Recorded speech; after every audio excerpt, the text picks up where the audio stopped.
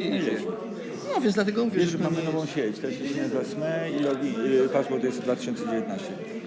Na konferencję na konferencję zrobione. Dobra, ale już jesteśmy w tej sieci, więc będzie teraz taki web. Potrzebuję, że on na 4 godziny. Dobra, webcast zaczyna się po prostu, teraz będzie transferem poprzez pomieszczenia.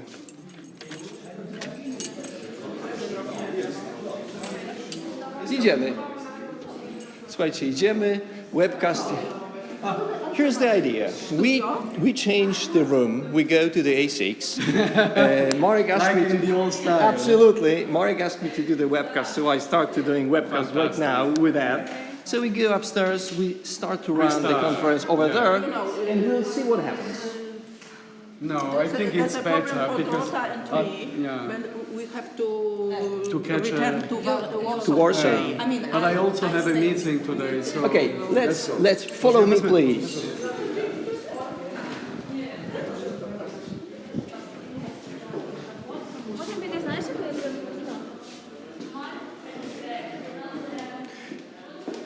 musimy się jakoś, nie wiem, dzwonić, bo to trudno mi Państwo ściągać, czy tam umawiacie maszyny, żebyście tego... Blisko, co? Można by zaglądali, to Marek powie.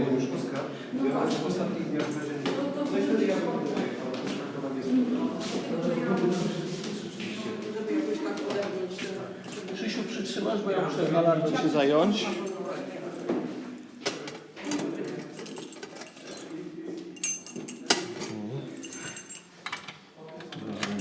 Słuchajcie, zapraszam Was w takim razie tutaj.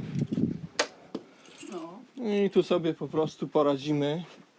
Damy sobie na razie trochę powietrza. we can open the window. Yes! We can easily, we can get a coffee. We can simply live. Exactly. Finally, not in the hospital. Dobrze, to ja bym pierwsza spróbowała się podłączyć. Z największą przyjemnością, ja tylko odpalę, słuchajcie, Basia zaczyna, ale UPS-a, dobra, aha, jest nawet odpalony. Tak, tu mam VGA. Można się tam wpinać, natomiast tutaj jest po prostu listwa do laptopów, bez problemu. Są przejściówki, odpalam projektor. It's already 25 years that Już. bo a tu jest jaki? no matter the technology. Ale tu mamy końcóweczkę makową, albo nie jak mam trzeba jest VGA. A ty VGA albo HDMI. Jest HDMI. Jest HDMI, że damy sobie, absolutnie sobie damy radę. Także zaraz tu jest też końcówka You HDMI. also use keys. Także już You're able to use it. chyba tu jest mały jack, ale już sekundę, już nurkuję po tego HDMI.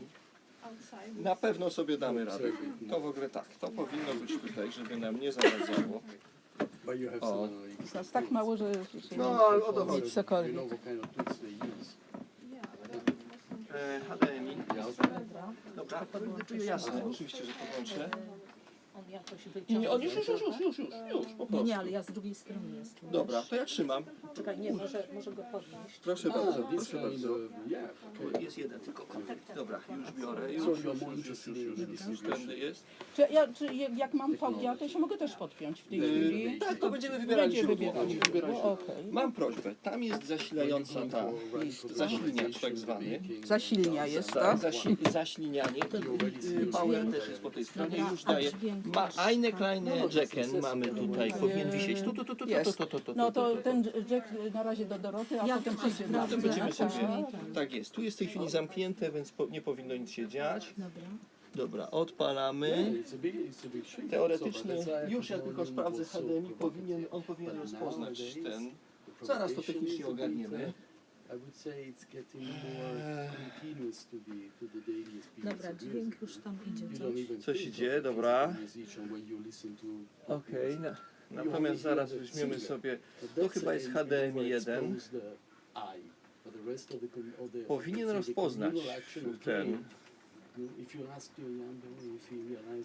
To jest HDMI 2 w tej chwili. Tak, on i w tej chwili jest cały czas w trybie wyszukiwania. Ja go mogę wymusić mu HDMI 1 jeszcze raz. Powinno to być to, damy HDMI 2. Dźwięk jest, natomiast nie ma obrazka. Nie, no powinien być obrazek normalnie.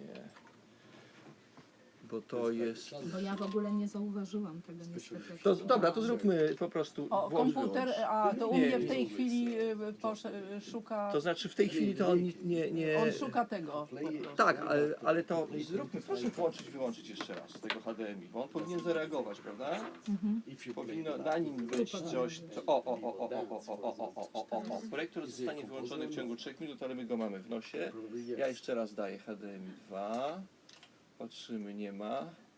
HDMI 1. O, mój już zobaczył, że ma drugi, że ma, nie Tak, wiem, no czy bo on- nie wymusza On, przypadkiem. tak, on w tej chwili wejdzie na komputer prawdopodobnie. Czyli To jeżeli weźmiemy ja go wypnę w komputer, takim razie. to tak, i tu już w tym momencie go rozpoznał. Poczekaj. Komputer. Dobra, O, to jest. Dobra. Okej, natomiast wyjdźmy z powrotem To stąd. czekaj, to ja... Dobra, żeby on nie ja miał- może wypnę go, żeby Tak, nie było confusion. Tak. I ja dam mu z powrotem HDMI. Czemu on tego HDMI tutaj nie chce z nim walczyć? Bo to jest normalny HDMI. Jeszcze A czekaj, czy on sprawdzę, jest bo spięty? Może Czy jest, z drugiej ale nie, strony jest jest, spięty? to jest na stałe. HDMI jest tutaj na stałe. To jest ten kabel po prostu. To na... I have, if you need. Nie, chodzi o to, że mamy wyjście HDMI, wyjście HDMI i kabel HDMI. Wszystko jest tak, jak powinno być. Czekaj, wiesz, mi tutaj mryga coś, ale No. w ogóle mi nie zmienia. Może kwestia rozdzielczości po No prostu. ja jestem na rozdzielczości na HD. Na HD po prostu. No to... Jest. Wystarczyło powiedzieć, że to po prostu, że HD. mamy problem i że mamy HD To i już. dobrze, Dobra, ja słuchajcie. chciałam To teraz tylko ten jedną stream. rzecz. Tak, właśnie Czekaj, gdzieś go zabiorę te kabel. postawię to. Oczywiście to jest niezgodne ze sztuką, ale ja nie wiem, czy ja nie postawię tego na głośniku. Chociaż nie, bo to powinno być widać osoby prelegenta. Więc wykorzystamy. Tak jest, tak jest. Prelegent face. Poker prelegent face. Ale dźwięki są piękne, już w tej chwili je słyszę. To Doroty, moje są standardowe, nie będą się podobać. Chociaż ja wiem. Nie, załóżmy, że się nie będą podobać. Musiałoby to stanąć tutaj. Będzie wiedział. Dobrze. Mazurka właśnie. Kawałek tak na warming. Zrobimy, słuchajcie, Dobrze, to zaraz czekaj, stanowisko no, operatora obrazu. Czy się przełączy? On się powinien sam przełączyć. On nie powinien mieć tutaj większych problemów, powinien się sam przełączyć. No właśnie zobaczymy zaraz, czy płasko, czy go tutaj zablokujemy. No, ale to... Tam trzeba skręcić tylko wolumen. Po prawej stronie gała jest. Na wzmacniaczu. Na tym interfejsie, bo my tu gramy interfejsem. To mój telefon, Marek pewnie do mnie dzwoni, jak znam życie. Oczywiście. Tak, Marku? Nie, no nie, bo właśnie go montuję. Bo myślał, że już jest transmisja.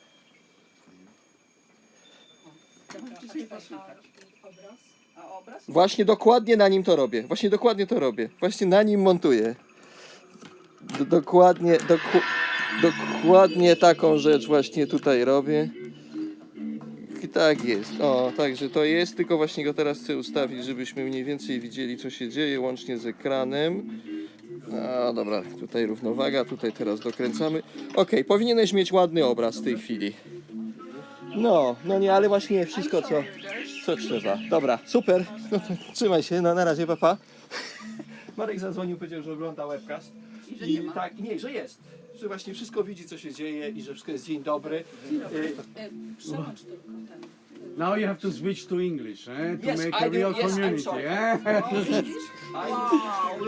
English or Because I'm kind of host here. Latin? That's your decision. My English is so rude, so unprecise. Fantastic. So you have But you know, Beckett's lesson, no? You go to another language and you become essential.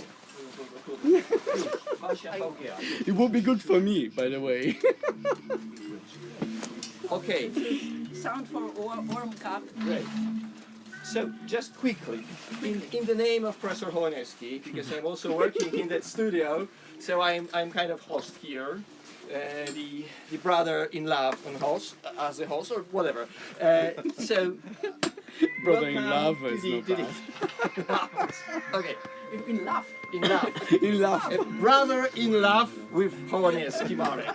So that's me. Okay, so let's start. Let's do this together, and nice you're So- here. We have a webcast, so every person in the world can see what stupid we're doing right now. Thank you. I just maybe turn the light off, so we will have an even better Oh. Oh presentation. no, no, No, no, oh no. mamma I mia. like to have a Maybe contact that with my audience. Wszystko So- widać. Zobacz, wszystko widać. Górę też? Wszystko widać. Cały ten. No, okay. Tak? It's not necessary to listen to looking at this, but I prepare some sound for warming up the discussion on the on the subject I found printed in this schedule about the space in composition and space in the electronic electroacoustic when acousmatic music at the concert. So you can hear that in such a situation we have one phonogram, stereo phonogram, and two loudspeakers. It's played on We 4. can- I just say that the direction is that if you connect a stereo file, all 4 speakers are playing They here. play Yes. 4? Yes. Also, Oh. they also play so you can Oh, hear it from okay. here. So that's. But it's stereo. That's a little bit I can turn mess it off. for me because I just wanted to start with such an opinion that in composition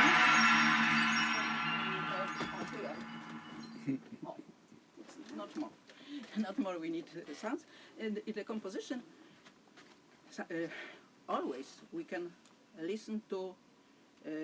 This feature of this composition, which are connected with space, with a sensation of space. And the problem, the main problem, is this space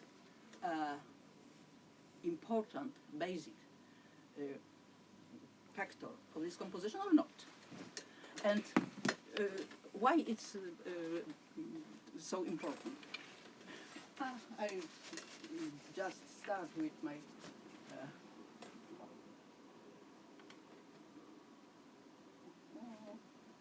got somewhere presentation. So there's, in fact, the slides are for me. It's a note because when we project sound, we do something with the sensation of space. If we want or not, it exists. And what are the possibilities of changing or translate the space from the phonogram, from the composed piece, to the sensation of this piece, to the soundscape, sound objects in the hall. So, there's mentioned Elżbieta Sikora, who is a composer I've worked with her for over 30 years. Some of you are younger than 30, so that's a long time. And a few words about my background. I'm sound engineer, and I used to work as a sound engineer and performer in experimental studio of Polish radio. Late. It's no more studio. They closed it over 10 years ago, 15 years ago, in fact. 15 years ago. 2004. Yes. So but there was a long time I worked with composers. In fact, at the studio, the performer, the sound engineer, was strictly connected with this project and with its during the production of composers project. And we always were in, how to say, in a shadow, like a shadow of composers. We was no possible to divide us. So Elizabeth worked with me many years, and here's information of the next Sunday. In fact, this is a new piece. He just achieved 75, and he was commissioned from Warsaw Radio Orchestra for the piece with electronics, and we've made it. So the premiere will be just at this point. So I'm sorry for this narrative manner, but it says a little bit simple in comparison in this very sophisticated thesis and very sophisticated lectures and thoughts I've heard here. But sometimes I think it's very useful to put things very clear. So, we have auditory space, and we can listen with that elevation, surrounding, and movements. There are elements which may be elements of composition or not. Some of them may be added in specific situation of concept. So, how many of these additional features, additional values can we apply not to destroy the composer's idea? That's a quite simple question, but not simple answer. And my non-composer's point of view, I think that most of you are composers. Of you, I don't know, but all this audience I prepare to meet. I'm not. In the space auditory image, this won't include in this composition. That is for composers. The time, the space, and the dynamics. So when it's the final mix is done with headphones. Why? And the concept is silent disco. In which silent disco with headphones. In other case, you have to have a sound projection in the hall, and many factors which are described here. First,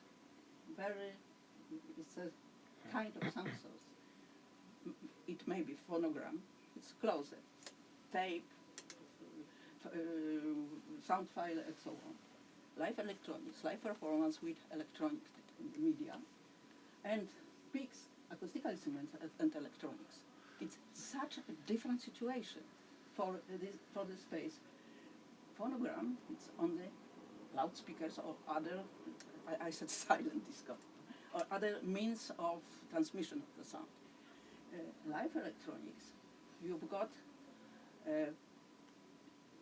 of course, you have some, in fact, also transmission through loudspeakers, but there's another kind because of creating only space, because you have this real sound source with monitors. This performance must listen in their own space, and it's another space than this perceived by audience. So that's and acoustical instruments is additional immediate sound, acoustical sound added to this projection system. So that's a large discussion. It may be separate discrete channels. It may be ambisonics. It may be acousmonium. Every possibilities you can imagine and have to have at the audience. There's electrical devices. Electrical devices, a kind of loudspeakers. It's very important, but it's only one factor, and small factor. And idea. Why do you want to present this sound for the audience? And this is it's a illustrations of some photos from a rehearsal to unfortunately without the composer. He was they call it, but I don't catch this Pierre Henry in Warsaw, and his manner to organize this. It's acousmonium-like installation with many loudspeakers in the hall. I show you this beautiful studio in Warsaw. Not too easy to play music, electronic music in it, but it's also and part of also with notes of the composers. All of us know this very well. And the third factor, it's a person who plays, who decided how to project the sound, how to use the sound. It's a very important person, but it's one of the first concerts, electronic music concerts in Warsaw. It's 1964 in Warsaw, studio experimental for Polish radio, and this man, the first on the right, is Bogdan Mazurek. His piece was as a first sound you've heard here. There are other persons from two engineers. It's one is a sound engineer, and later on very good composer. And it was in fact my tutor when I was a student, and I came to practice in the studio. It's very important person for me. And the fourth and very important, the venue, the concert hall. We play it. There's acoustical. We can. In this hall, we play electronic music, the first and last concert of all Warsaw Opens. It's very difficult. So this is Warsaw Philharmonic. It's National Philharmonic in Warsaw, and we have to put. We can't hang loudspeakers. We have two balconies. It's over 1,100 person here, and acoustics changed a lot when the people came. So, but in this hall, the inauguration of the last Warsaw Autumn, we performed. It's a pity that Magda isn't here, but big, very dance. Thank you. Very dense music for a large orchestra and 8 channels in 4 downs and 4 up. Electronics all the time. It's about 20 minutes piece. It's big piece of Magda. This was and it sounds fantastic. But I was one of the performers, the main sound designer. Maybe says it's Mariusz Pawełek, and he play with your device, and I control the final mix and the final. Until the general rehearsal, I'm not sure how it ends, but we were very good and all was happy, so am I. It's quite another, it's pure total. There's a concert studio with hanging. It's very difficult to say, but there's a system, 5-1 system of loudspeakers, especially chosen for this venue.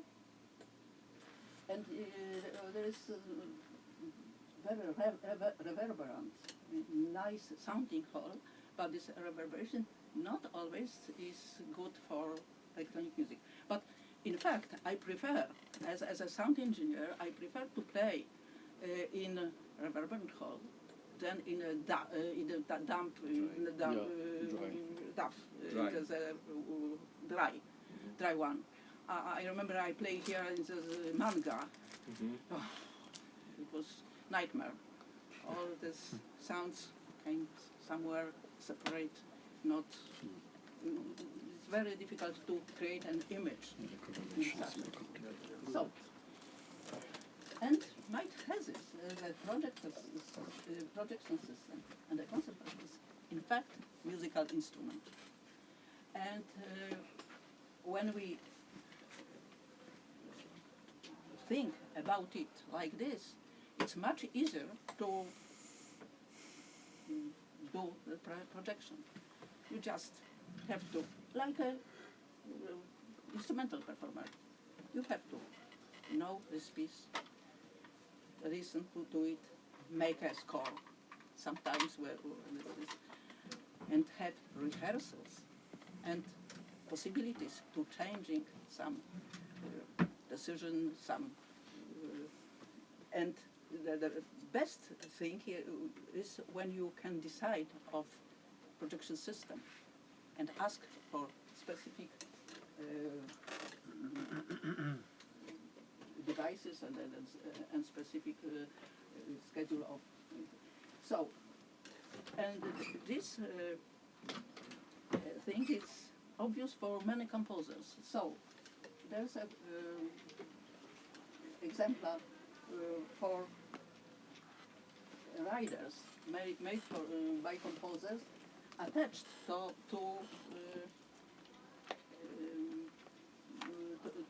score and other materials, performing materials. It's Philip Urel Warsaw Autumn 2016, and other another piece. This last Warsaw Autumn, the audience is sitting in the Borders. In the borders, no. In the middle. In the middle is a rotating scene, I see. and audience sitting Around the around center. this, and other performers and 2 choirs. So very specific space, and it is in the strictly wyznaczone design Mentioned or the marked. strictly marked for these loudspeakers, And quite another situation when Krzysztof Wołek amplified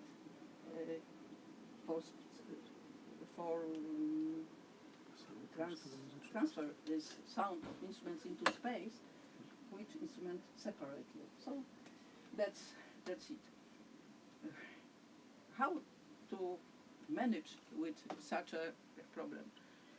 I think we have to notice, be careful with this, all this technical means you have.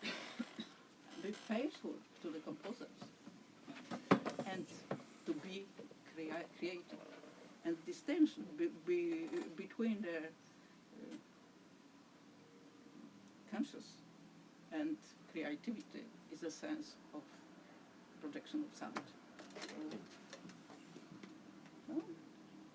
Thanks for the Thank you. attention.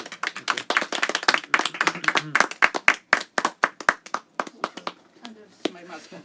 I love it and I add it for all my... As always.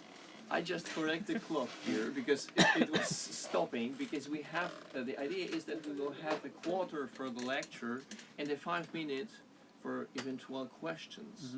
So of course, if there are any questions to you, please feel free to ask. Okay. Yes, I have a question.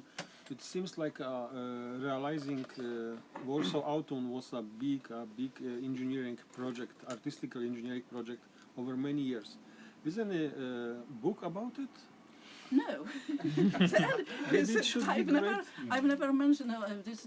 You know, you're right. I work with Warsaw Autumn from half of 70s. So how I so many. You're right. But I think about it not as a engineering project, but rather as a, for me personal. It's a rather history of meeting very important and fantastic person. I have the opportunity to meet John Cage,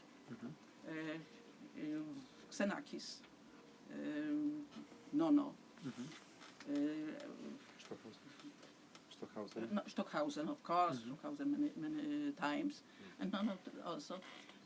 Louis Andriessen, of course, and one composer thought is important for me, Ton Brunel, because his electronic layer for the part, orchestral part, was fantastically melt with sound of the orchestra. It's not separate.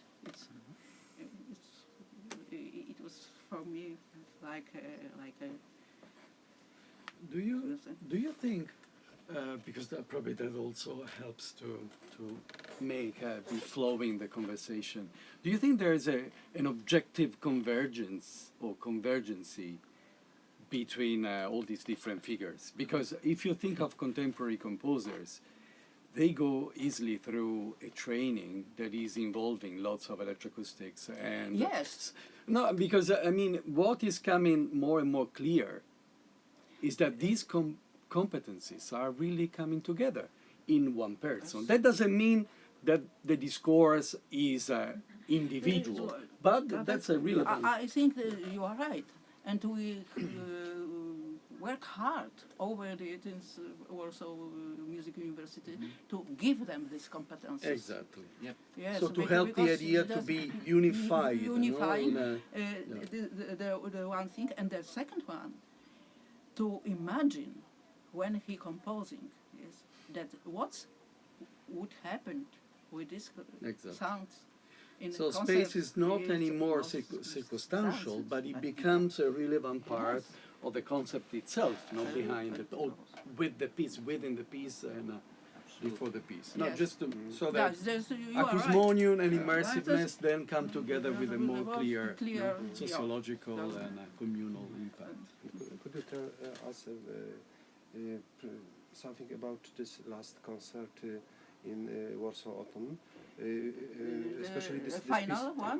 No, this piece Magda Długosz, Oh, because it was octophonic, Yes, It's a special kind of octophony. It's And also rather twice quadrophonic. quadrophonic. Twice quadrophonic. It was layers of And this what, sound. what was the most difficult problem in this There was creation of space?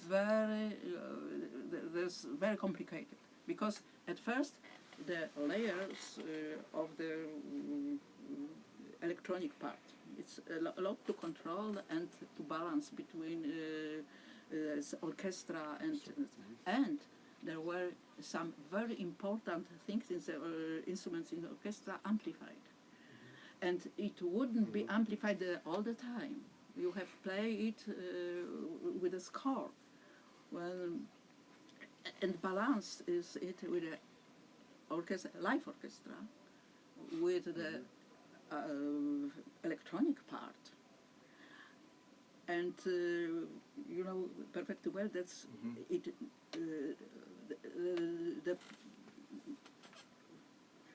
It was something like take that part. They were played with the score.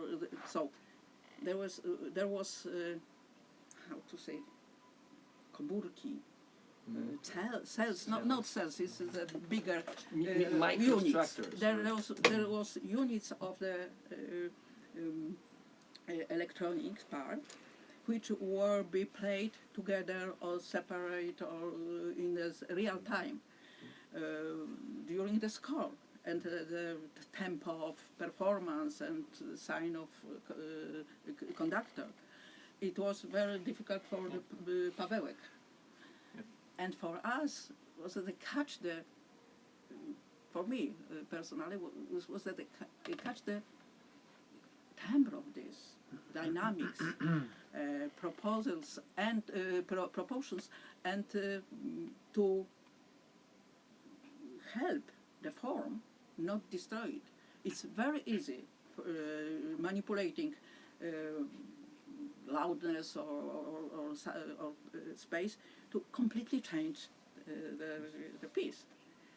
There's no Edek Sielicki here, but I remember when I was young and stupid, I performed his piece, and I was so boring of it that I could like to change something. Edek said, "It's piano." This is my colleague, so I now I'm not. And it was quite another piece. You know, that was a late night concert, and one by one it was very soft and long and ambient sound. So I tried to do something else, and I win. So after the concert, the people come to Edek. Yeah, So great. good. Yes, Edek. Sure. But never more. That's not good. That's his responsibility to have a form. Yeah, but I'm not to- sure to it's not myself. good. I'm not sure. Otherwise, there's not aesthetic distance. That's Sorry, I have to stop this. Also, I will show the software which was used for performing Magda's Długosz piece, because I developed it. So it's an accident, I didn't explain it, but I show you how it was done technically from the computer to perform all this two octophonic system, two quadrophonic or three octophonic. But I think we should follow and introduce another person. Let's. No, I think Yeah, you can be here. Stay here. Absolutely. I cannot talk. If we could check if there is whole screen. Okay, I will do this. Great.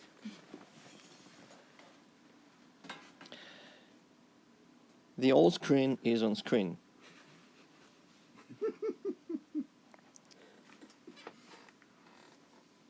Yep, I do have it.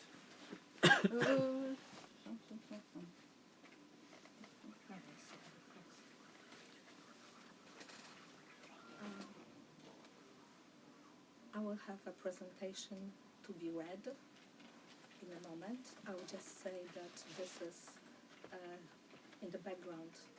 This is the installation that I will be talking about, but I will switch to presentation. And sounds will hear a little bit of this and this.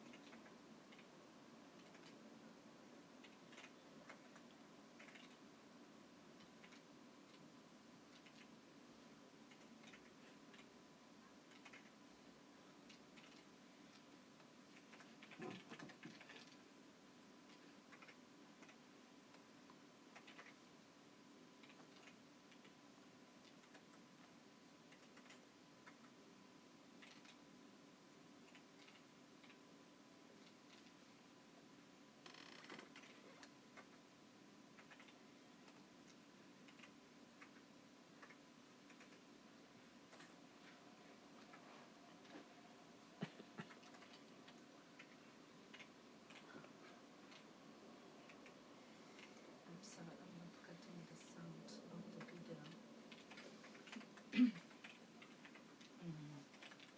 Myślę, że wychodzi przez HDMI to wyjście, a nie przez Gdzie to jacka. zmienić? W ustawieniach dźwięku, czyli albo w ustawieniach prezentacji, nie wiem jaki to jest program, to jest PowerPoint, czy to jest... I'm sorry, there's the sound. Here, So soft. you can, no, you Nie, can to- hear just a comment, you can hear the time signal, it's a current time. Because in the installation there are mixed times. Masz pomysł? To gdzie znaczy po prostu tu w ustawieniach potrzeba wyjść z tej prezentacji i zobaczyć ustawienia dźwięku. samego... Tutaj, tak, żeby on nie korzystał z HDMI. I teraz właśnie o to chodzi. Tutaj możliwe, że to pomoże. Po prostu zobaczmy. Tak, jest.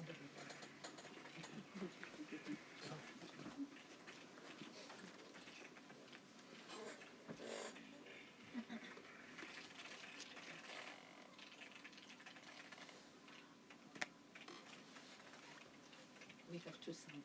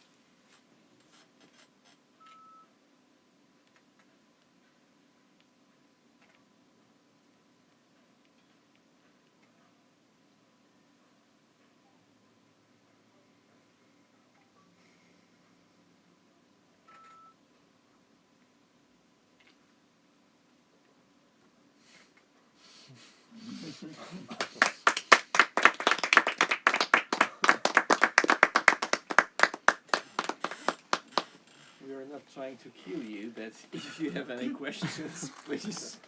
Let's make a presentation. Let's make a counter Have a question.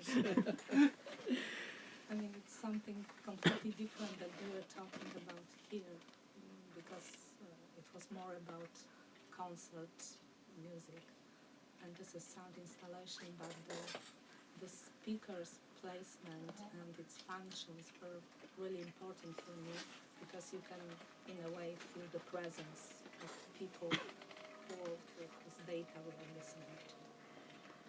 So. Thank you. Yeah.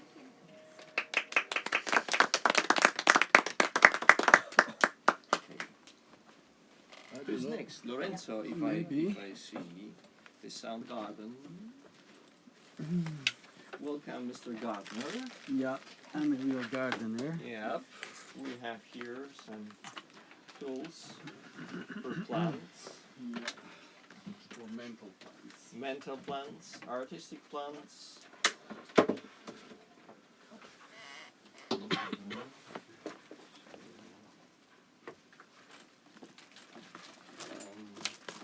Do you need a sound or? Let's say I was already organizing with Marek to play some AC3, but obviously downstairs, so it's all gone. The idea of the, but that's fine, no problem. Okay, so but I give you No, no problem. just In case I Yes. can play just stereo. yes, Okay, yes. okay. Well, it's stereo presented on 4 speakers, so Sure, that's the idea. No, I had some AC3s from the Sony Garden years, especially, let's say, the beginning of 2000. You will understand soon why they were multi-channel, but not so, let's say, efficiently representing.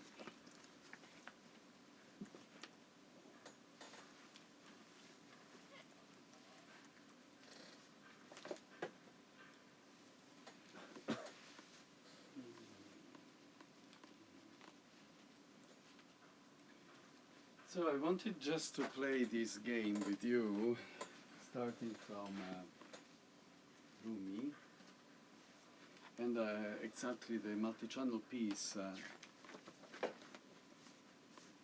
I'm not sure. Okay, we can try to play it.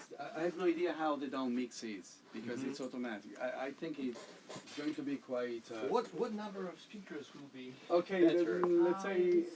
Because Wait, we have maybe- another idea. If you No, but it's not really. We only have 15 minutes.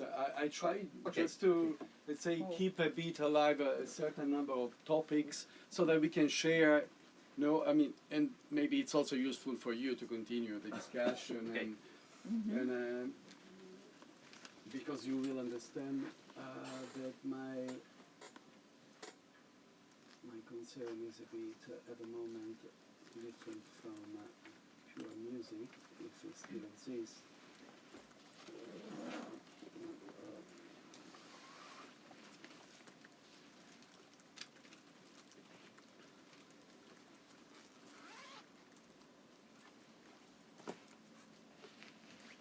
Sound. should be. Yes. Lo que the poet quisiera most. Okay, so the piece is a multi-channel piece composed for an installation in Starmark Gallery in 2007.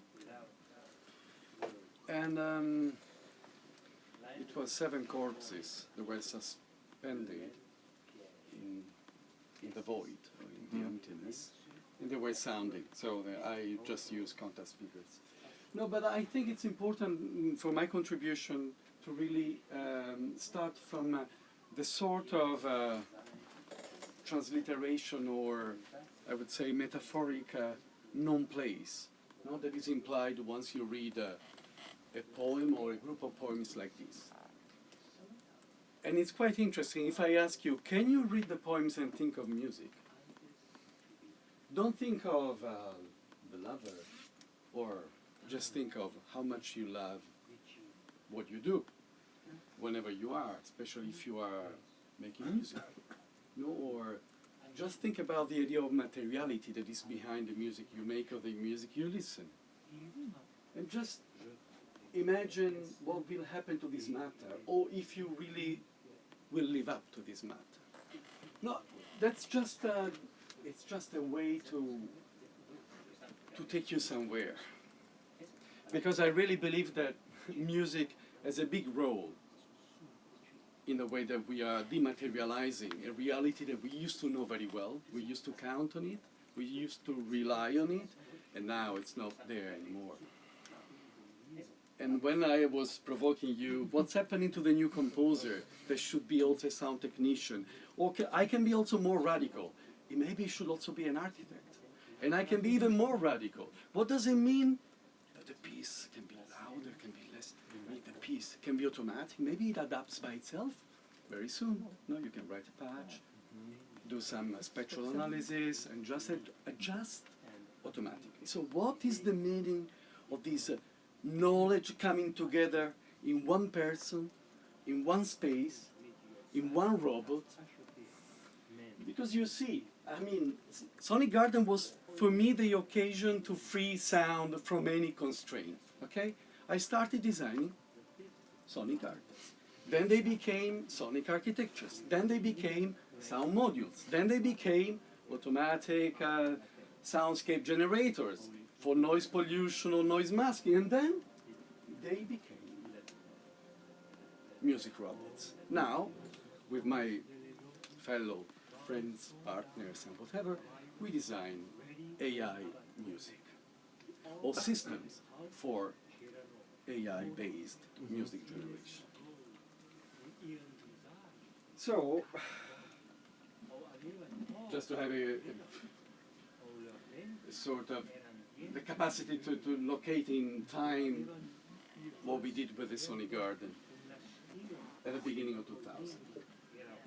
So we started with a ground test in Florence, but after 4 years the ground test had 90 speakers, 90 channels on the ground, with 90 prototypes. Now imagine.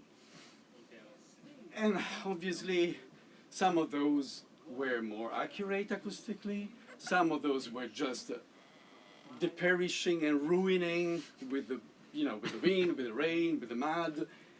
And slightly, you see, something happened. What happened? An industrial development. No, I got married with the devil. No, because obviously an industry tries to stop the process, and they have their own idea of time and space. No, they just tell you, wait, okay, you did something, stop the creative process. Now we sell.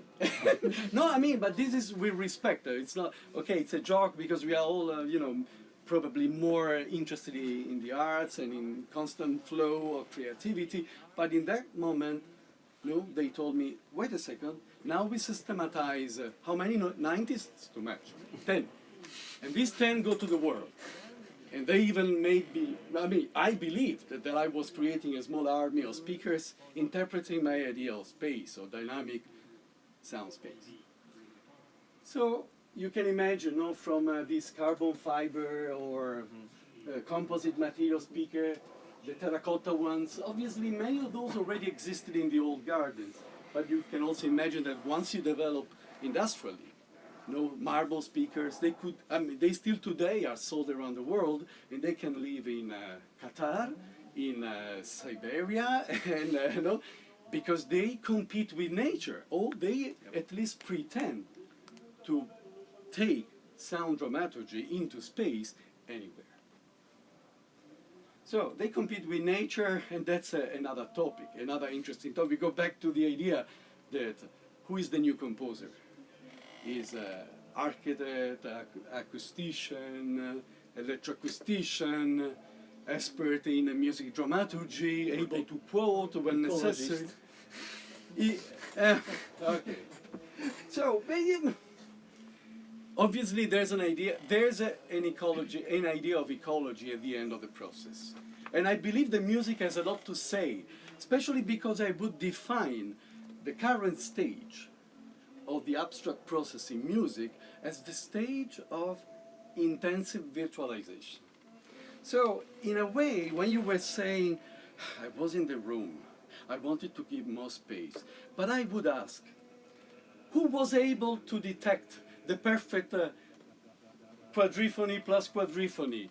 An alien in the middle of the room, you know, dancing? No, just to say, who is the perfect, the ideal spectator? No? Probably the architecture is the spectator. And a being that is able to live and perceive as an architecture is a virtual being.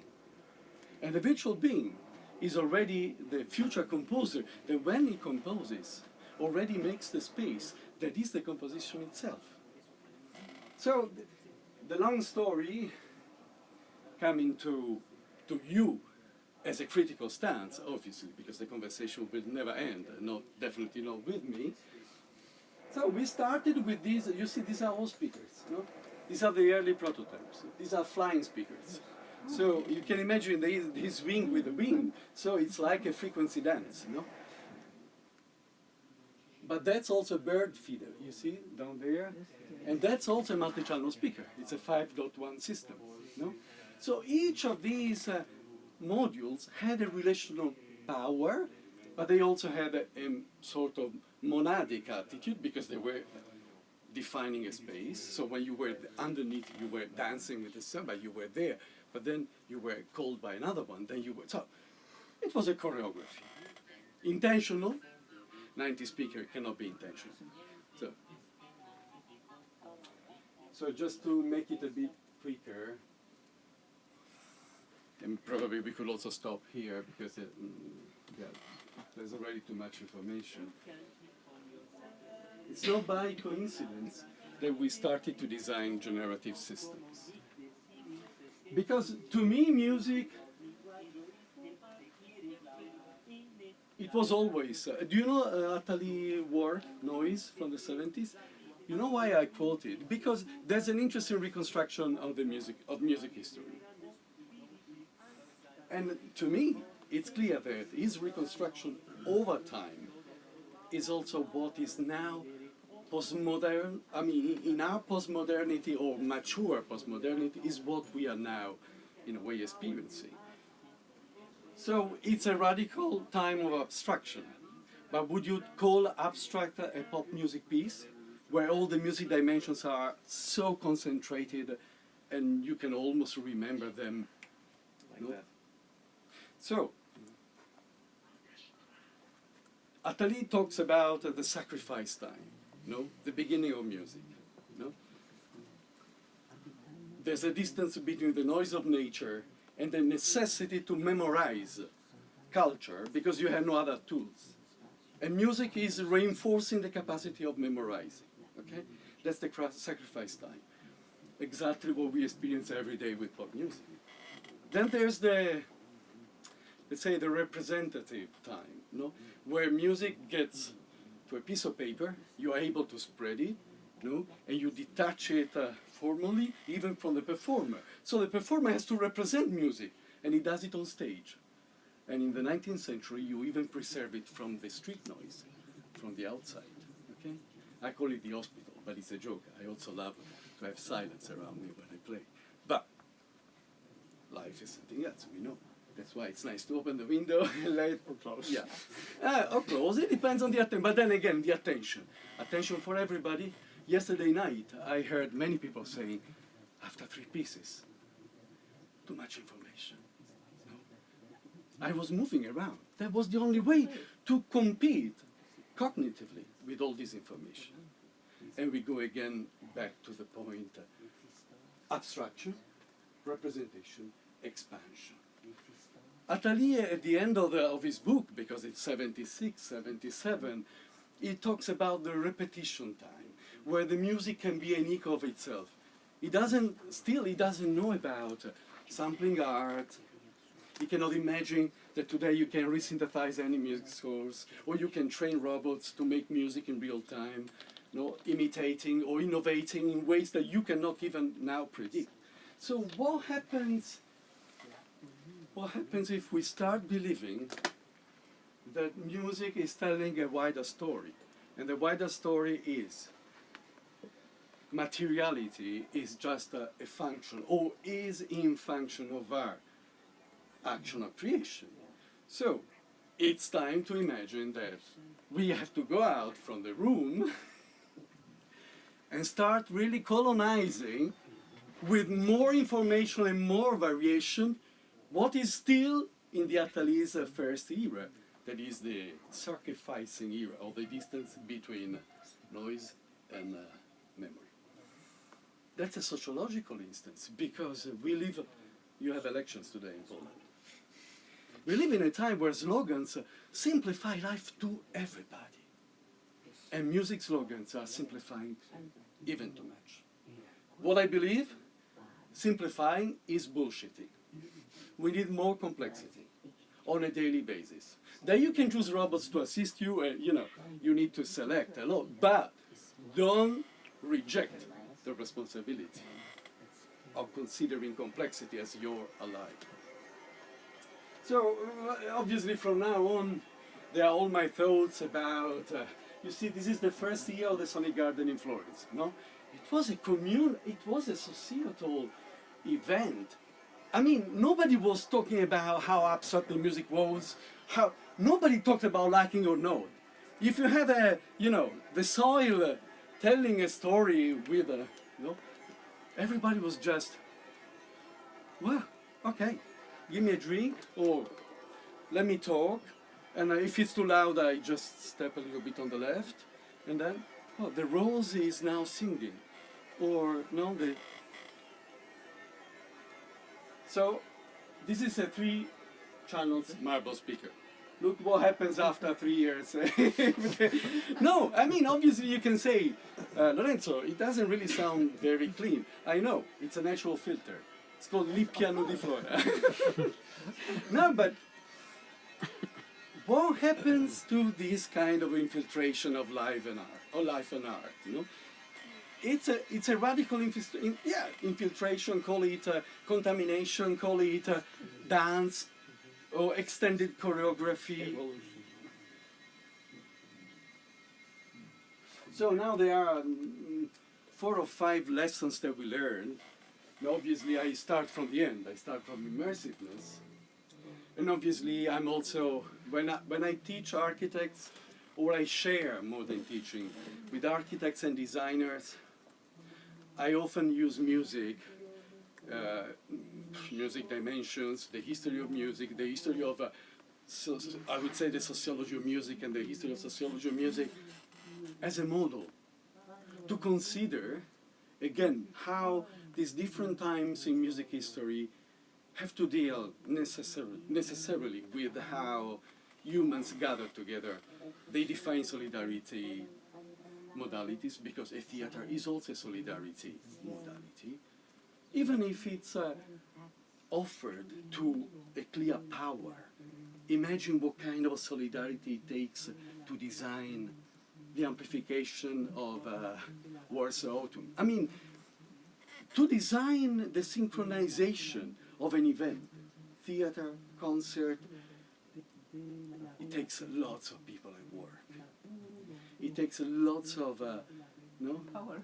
yeah, or relational power, collaboration. So for me, even when they talk about, how can you imagine Beatles without George Martin and without the EMI studio? It's ridiculous.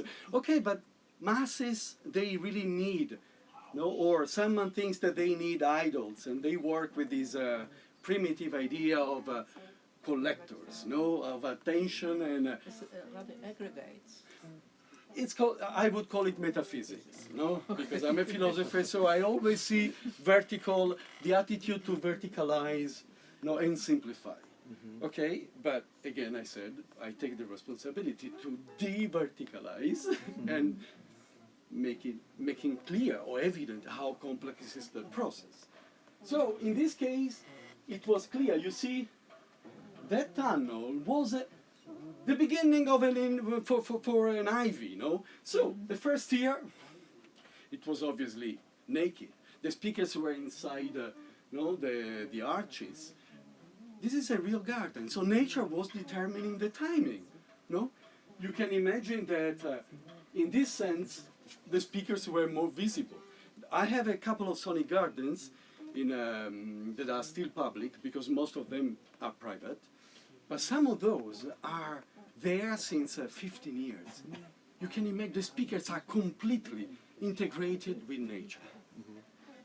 And they are even, no really, completely. You should see even the composite ones. The trees are now completely growing around them. So if I didn't experience the full process, sometimes it's difficult even to visit these places. No, they are spread around the world. But when you really realize that time, not only as a music dimension but also as a social dimension, is completely shattered. That's the virtualization process I was talking about before. How do we take the responsibility as musicians or music lovers to really give to share, I would say, the capacity of music to tell this full story, an open system, a capacity to really think space in a totally non-linear way, you know? Collaboration. Obviously, there's a big question mark. Technicality. It's a big ghost for all philosophers of the 20th century until today. What I mean is that all this is possible because technology was very active, was very, let's say, used and implemented. So what does it mean when all this has a cost? I mean, that's an omnidirectional speaker in terracotta, okay? This is a public garden, so it's visitable. It's in Italy, in Viareggio. Again, what is the music without the visitors? No? What is the meaning of a sonic garden without the people? You can tell me, the score exists. Sure, I mean, but the score, again, can we say that the score is there for a potential space or for a potential audience? But then, who is the future audience in an intensive, virtualized world? So that's how we have to negotiate now. And the negotiation is mastered by, by Marek. Well, really. So how things are going? It's really Very good. Okay. How are you? How are you? Maybe you should open the window. You just close it for a while, but now you can No, open. but you can Because of what? open. Because No. of the turbans? No, we loved it too much. No, because we didn't want it to influence your decision downstairs. But it's quite kind of tough here, you know? So I think I can also stop because really I prefer to send you the document and maybe it's already enough information to Patrzyłem na to really z dołu, myśmy tam talk mieli, a bit i szło na ekranie, szło. no, Transmisja z konferencji. Continue, please. because for example you see the third principle I start introducing how interesting is to assume that obviously the visitor or the experiencer is taking within his own interpretation categories. And it's also true that many of these categories are coming from the landscape, nature, architecture, and again, how this will influence the composition itself. I already told you that time was a big topic at the beginning of Sonic Garden.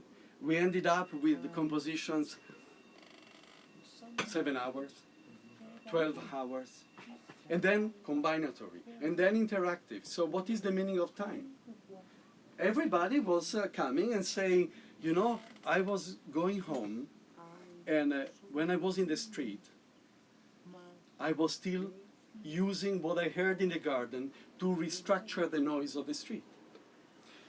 And that was another lesson. That's why we started to do sound masking, because we understood that the capacity of projecting music in listeners is huge, no matter if they are musicians or not. And once you go to such an oasis, then you go back home and you are someone else. But it's enough a couple of visits. Huh? And so we started working with schools, we started working with scientists, and at the end of the process, we realized that probably this intensive exposure to music forms in space and time was one of the most, or the closest experience to immersive and intensive learning. Not categorical learning, just experiential learning. And this again, if you are a bit intimate with virtual reality, you start understanding that lots of this immediate, non-mediated learning is one of the biggest topics. So I would say, as I said, the temporal mastering, the clear introduction of categories that could obviously help us to define the strategies of the music implementation in space and different urban contexts. And then the most critical stance that came out in those years was about, defining materiality. So defining materiality, this is a garden, by the way. What you see, all the images are sonic gardens. This is a sonic garden we designed in Chaumont, sur Loire. They have a sort of garden show. It's to me still today very inspiring, imagining how a new definition of materiality, it means how you define what you perceive as incidental or objectively there, has to dramatically to do with a dramaturgical projection. Obviously, this is not only a philosophical stance. How many hours a day you spend in social media? I know, but that's a clear generational topic also for me. But if you talk to my daughter, for example, she reads a lot, but she has a community that is not real. She studies in France, but she used to live in Berlin, and she was studying in Minnesota, and she has many friends in Sicily and in Italy, So when she opens the digital platform, she's just greeting everybody, and they all belong to her world. And if you stop her, it's an aggressive motion. I mean, it's an aggressive stance. So, how do you reevaluate now the intensity of a virtualization process? You reevaluate at the site of the emotional, experiential meaning. And in that meaning, the dramaturgical projection of materiality is everything. Because, and then we can talk about how disappointing is digital architecture. And then we can talk about what is the role of a digital composer or musician in the next years to make maybe more expressive these dry, aseptic digital worlds. No, and I'm coming to the point of the professional for our future and current students. What are they studying for? No? That's a provocation, obviously. You have your own Number answer. of 12 in your speech. So anyway, these are subwoofers, underground subwoofers. Wow. Yeah. But you know why I did it? Because I did an experiment. And then people stayed for 2 days and they didn't want to go away. So here in Bologna, we called the police. Because they didn't want to go away. No? At night we were kicking everybody out because the earth is like touching you. So that's atavic, no? It's a deep. So, but that's how. But we didn't know. So again, the intention was to have a subwoofer. But then it was a massage, a masser. Anyway.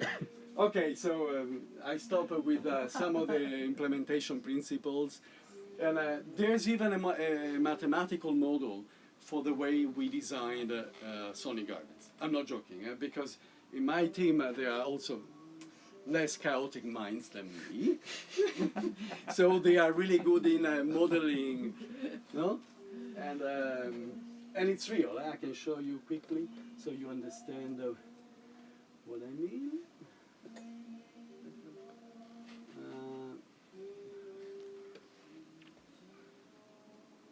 So this is an example of a paper dedicated to the modeling of a sonic garden design.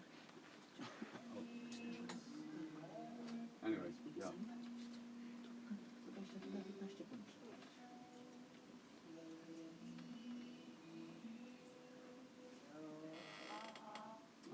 How can Just move the window. Just move the window, or just click. No, I think I can. Yeah. Make it or the view full screen. Yeah. Full screen mode. Yeah. Like that. So it's clear.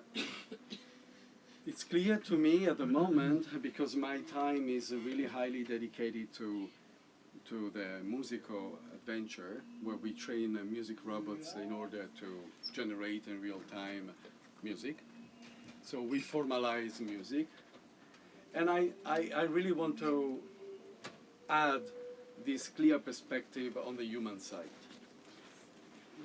AI is just a tool.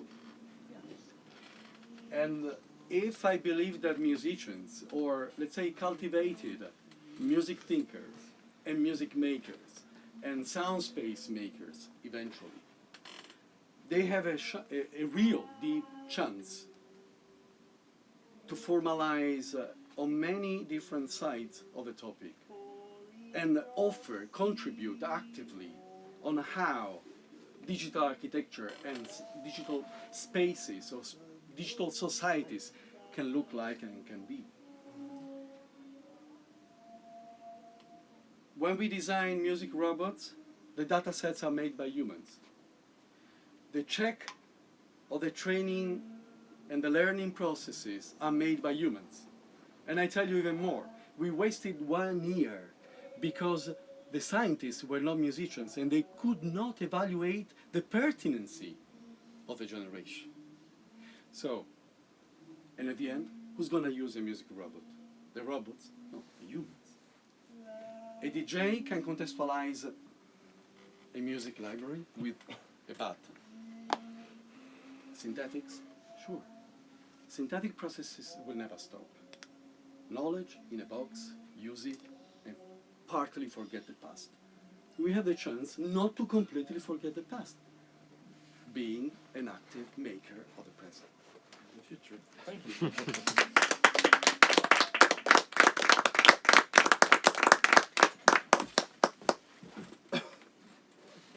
Okay.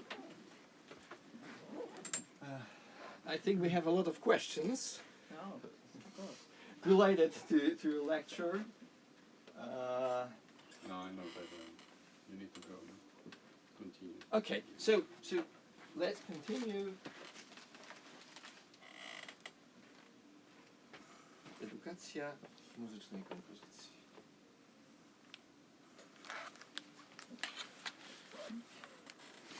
Nie mamy oszafy. No, but maybe somewhere. Dobrze, no to mamy pana Dariusza Mazurowskiego. Dariusz, I think, is not here. Downstairs? I think he left. Maybe this is another hall to Maybe they are doing it in parallel. No, he went That could be yesterday. possible. He went yesterday. Proszę? He went yesterday. But no, he was yesterday. But he left. He told me that Okay, he had so- some problems, so probably he left already. Another lady is Katerina. About the devaluation of the fullness of music. Okay, let me help you.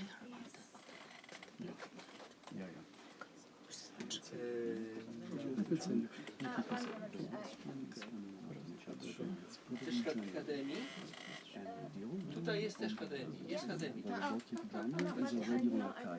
So you can just have a look there, and then I can send you some more. I think so. But anyway. Yeah, sure. But anyway, you have you still have I think so. just to be sure. Here we go. And just check that the sound is not going through HDMI, but it's going through the building speakers because we need it. And I will go to the HDMI. Okay, here we go. Visiting town. There is one in Italy, Exactly what I made before. because many Just are be sure private, that and the clients are not. But in Italy and in Beirut, there are two public ones. Beirut is a bit far away, but I'm there also next week, and then because I work a lot. Okay, we have a sound. Great, thank you.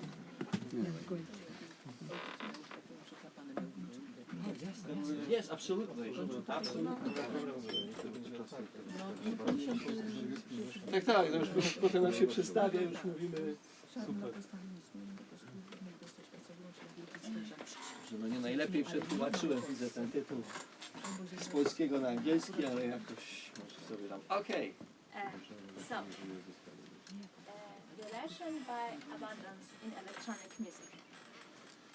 So let's start about some classical idea of composing music. For example, composer making a score and then performer perform it.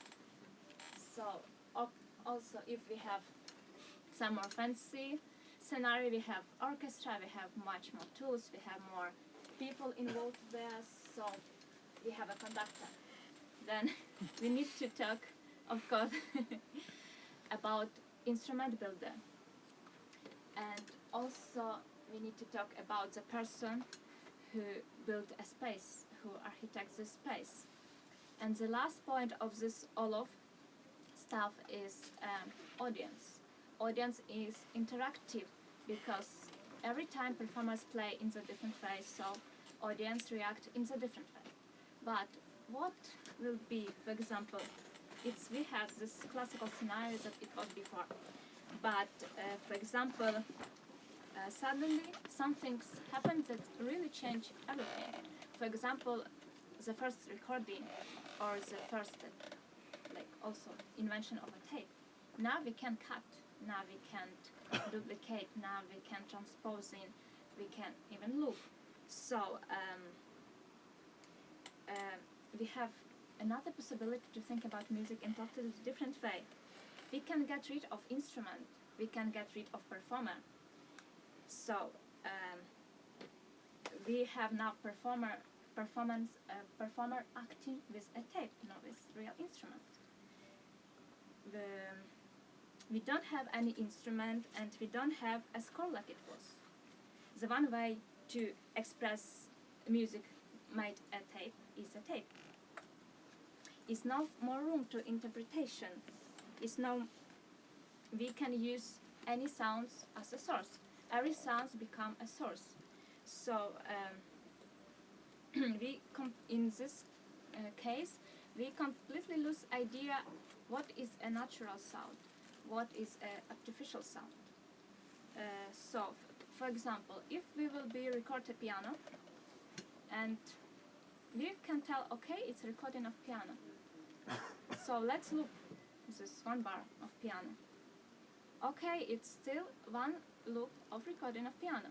But if we will be loop one note, single note, but very fast, what we can tell? If it's piano, okay, but if any pianist can play so quickly, no, it's not possible. So now it's like it's not piano anymore. It's become something different. So at 90, first software did appear, and it was necessary to create music in real time, like to have these tools that to do. So we have this Ableton Live first version. What it was mean? In this first version, we can have only 6 channels, and we can use only 6 effects and 2 effects change. But the point is that we can record our session in a real time, and then we can cut something, we can change something that it wasn't before. But the point is, in this first version we haven't MIDI. We have only audio tracks. So still we need to use something from outside and then to use this audio tracks. It's not was like a closed system. But then 20 years later we have Ableton 10. What I can say, it's a lot of tools inside, like 1,000. Now we can have not only 6 channels, we can have 60, 80, 100 from one laptop. You don't need anything. And now, if the time when I was MIDI create, you go to closed system. You don't need any source from nowhere. You have libraries, you have samples, so you have all of these things that you don't need to record even anything, because everybody did for you, and it was nice quality. Yes, it was nice stuff. So one moment. The problems in nowadays that we very easily can add a lot of tools. For example, I can have here with each of track a lot of plugins. I can also return MIDI track to audio track. I can layer in all of these tools in very different way, but what is the case?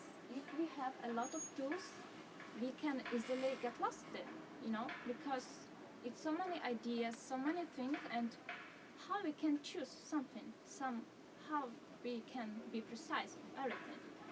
And also, in Ableton later was Max for Life. What is this? We open the door to coding and music, programming and music. Close this door, close. Japanese tourists. So now, if you are a composer and you have a composer mind, you need to switch to coding music, to switch to another perception. If you was like one spontaneously, you have some ideas, you need to switch to science mind, and it's not so easy. And this, for example, Max for Life, it's possible, and also Maximus B, as you know. One moment.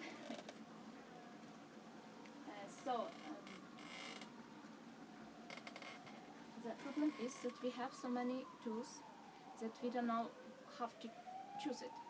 What is valid, what is not. When you download your software, in your preset you have already in Ableton even thousands of plugins. But it's so for us, for example, okay, it's compressor, EQ or something, what is else? We don't take serious to that. We don't think about serious because we have so many these tools that we just think, okay, it's another tool. But what it will be, we change perspective. We look to this tool and we go deeply and we will learn it, how to think about it, how to use it, but in different way, in artistic way. Like you have very simple stuff, but you change the perception of this. You like look down for this. So about now we have a lot of plugins, libraries, Maximus P and Max for Life. So, but I wanna ask you, actually, you're aware of it. You know what your software have inside. You learn it. You really know how to use it. Nowadays we have a problem. Adding a possibility not helping a creating process, but actually it's working against the creating process. And the more things you have, the more time you need to learn them, the more time you need to maintain them, the more time you need to find them. The more that you have, the less that you use. Because obviously you have a lot of possibilities and usually you will be use some small stuff like already know I'm comfortable in this stuff, so I will be use it. I will be not go through it. And what is approach of this situation in my case? I think approach is if we have, first of all, when you're creating something, we need to have clear idea what we want to do. And only then we need to think about which tools we will be take. And only think what is the best solution, what is the best, thing can show our stuff. And also in this case we should limit ourselves, because without limits we will be just easily get lost in this all of stuff. So for example, I know coding takes a lot of time. That's a problem in nowadays. If you're a composer, suddenly you make some piece and you have like, I think more than 50% of your time you're coding, and then you develop idea of your piece. That's a problem. Because I think it's first of all, you need to think more about idea and less about coding. But why we can compare the stuff, what we can do. So maybe it will be approach if we will be create a patch, but use this patch not only in one piece, develop this patch to a lot of pieces. And maybe this will be kind of idea, and it's very easy, but another stuff you change a perspective. It can be really powerful stuff. It can be even like your part of your style or something, you know, part of your personality in this case. And yes, I want to show you in the end about one piece. It was a long time ago, but I think it's very, like, I think it's genius, and like this was idea and was to have to create this, I think, like approach. You have simple stuff, like, but it's not simple in the same case. So let's listen. Oh, we love.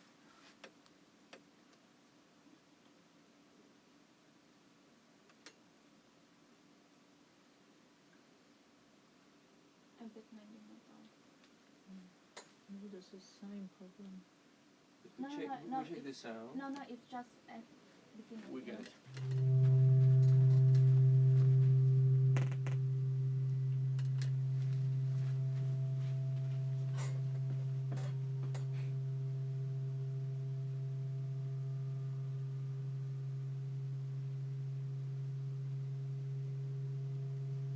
You know, it's a tenor and clarinet and clarinet. It's just sinusoid. No, it's nothing more. How to kill the tuner.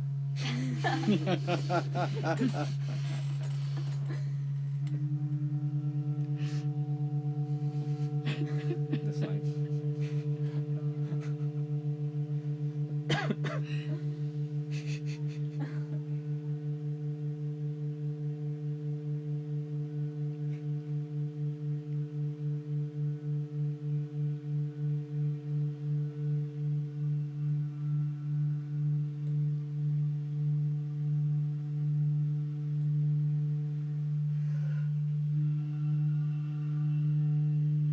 And so on.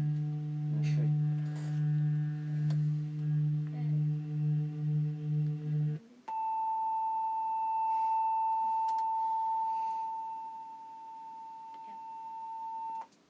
Thank you. Thank you.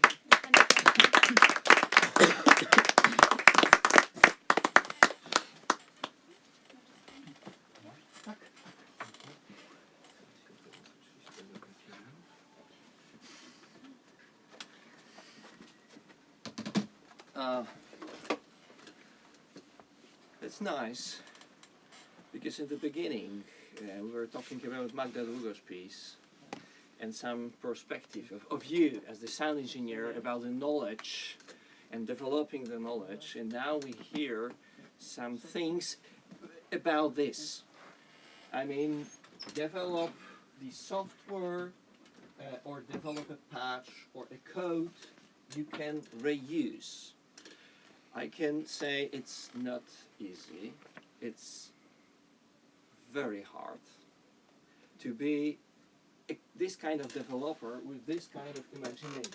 But I'm very happy that I hear that, because when young people telling reuse your code, it means that they know a little more about how the digital world, how this future world will works.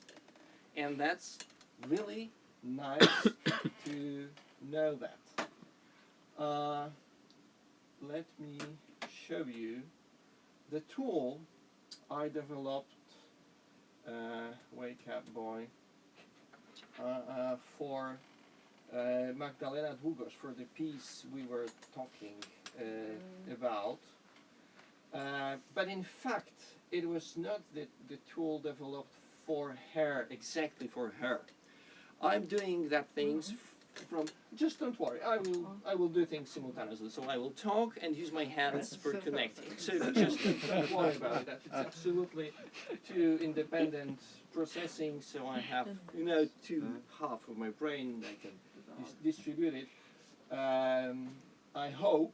Oh, it looks that we get something or do not get something. Let's try to do it again, but don't worry. Give it anything. Yeah, don't worry, we can manage it quickly. Okay, I think we have something more. Go back to computer, please. But I'm curious, what are they doing downstairs now? That's the presentation. Okay, here we go. Do you Okay, think they here we found go. an Just- agreement, or they... It's just a technology, so just forget it. It's like we are sometimes better or worse. Okay, I'm doing this kind of stuff. I mean, tools for presenting. That's me. Presenting or working with composers for many years. So that's nice experience because I do programming for myself, but probably most common is that I do programming for the others. Because I don't believe my own programs to perform my music. But also, there's another thing that if you are the developer, and it's really serious problem, if you're a developer and you develop a software, you're very happy that the software works. And it's great, it works. But the result it produced, and artistic results it produced, is very often terrible. Because you are so happy that it works that you forgot that it was just a tool. Artificial intelligence is a tool, nothing more. So don't be happy that your computer will do this calculation. Yes, it's a natural thing for computers, but we are artists and we do something else. So my tool is called Enastro because it was inspired by the tape player and this epoch of tape players, and it's a result of many years of experience. And what I did exactly what Katerina said. I said to myself, okay, let's try to develop the idea which will be future-proof. And it really takes me a lot of time because I developed the idea for years. Then I developed the software again in the another way. But I decided, okay, what about try to implement the idea I developed of universal kind of programming into practical solution, into practical tool. So I developed it. I'm sorry I have things in Polish, so I quickly tell you what's here. This is the software for just realization, the electroacoustic layer, which is constructed from many small or longer samples, and they are just performed live with the concert. So the simplest, the stupidest idea we can do with electronics. But what I discovered that many people, many composers who do not compose electronic music, they would like to add electronics to their composition. And then it becomes a problem because they start to think about the tool.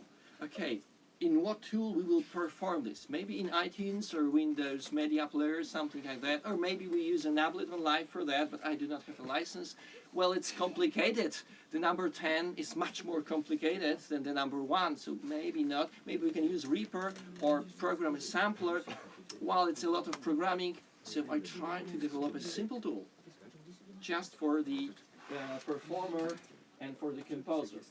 It reads a weight and AF5, 8 audio introductory files from 1 to 4 channels. That's another problem, that we work usually in 2 channels. The composer usually works in 2 channels.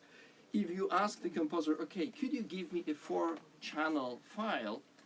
Oh, sorry, I can't do that. That ends also the creativity process. So I say, just don't worry. And it was dispatched into the 8 outputs or 8 speakers. It could be bigger amount of speakers, and then all the numbers could be changed. But this is like, okay, in this moment, the tool allows me to get the sound and distribute it into 8 speakers. What I also think, don't need any other device. So we have a laptop. We have a sound card, because very quickly we go into the Ethernet interfaces. So it's like we don't need anything more than the computer. Well, it's a very powerful device. It has a lot of potential, so why we need another MIDI controller or another tablet or something else to control? It make a mess on the concert. you have to think about the score, you have to read the score somewhere. It starts to be a little more complicated. So the simplest possible way, waves are assigned into the keys, and every single key is like an independent instrument.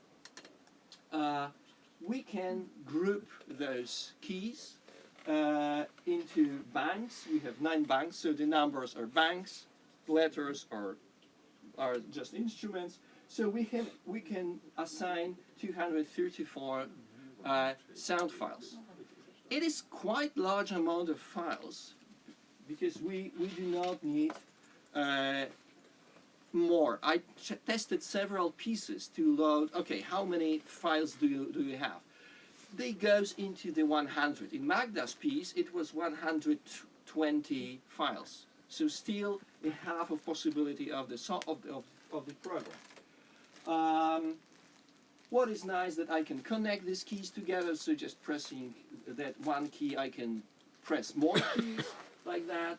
And also can control in more global way everything, but also everything could be controlled with one key. So I can do this, that if there's the complicated situation, we can make the program working like pressing one key, and everything is just pressing one key. It's now tested with some group of people, so I'm sending it to them, and they are testing the software, but it was already used for 2 pieces on the Warsaw Autumn this year. So I will quickly show you how it looks like. Tadam, hello, please became here. Okay, that's the software. It's a little too small on the screen, but forget it, we can maybe move it like that. Okay.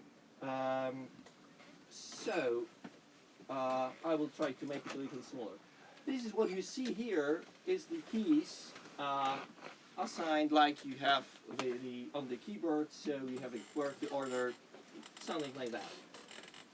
The problem is that I have to change the resolution of that because it's a little too small, but let's leave it like it is. It was developed like a regular application, so you can double click it and work.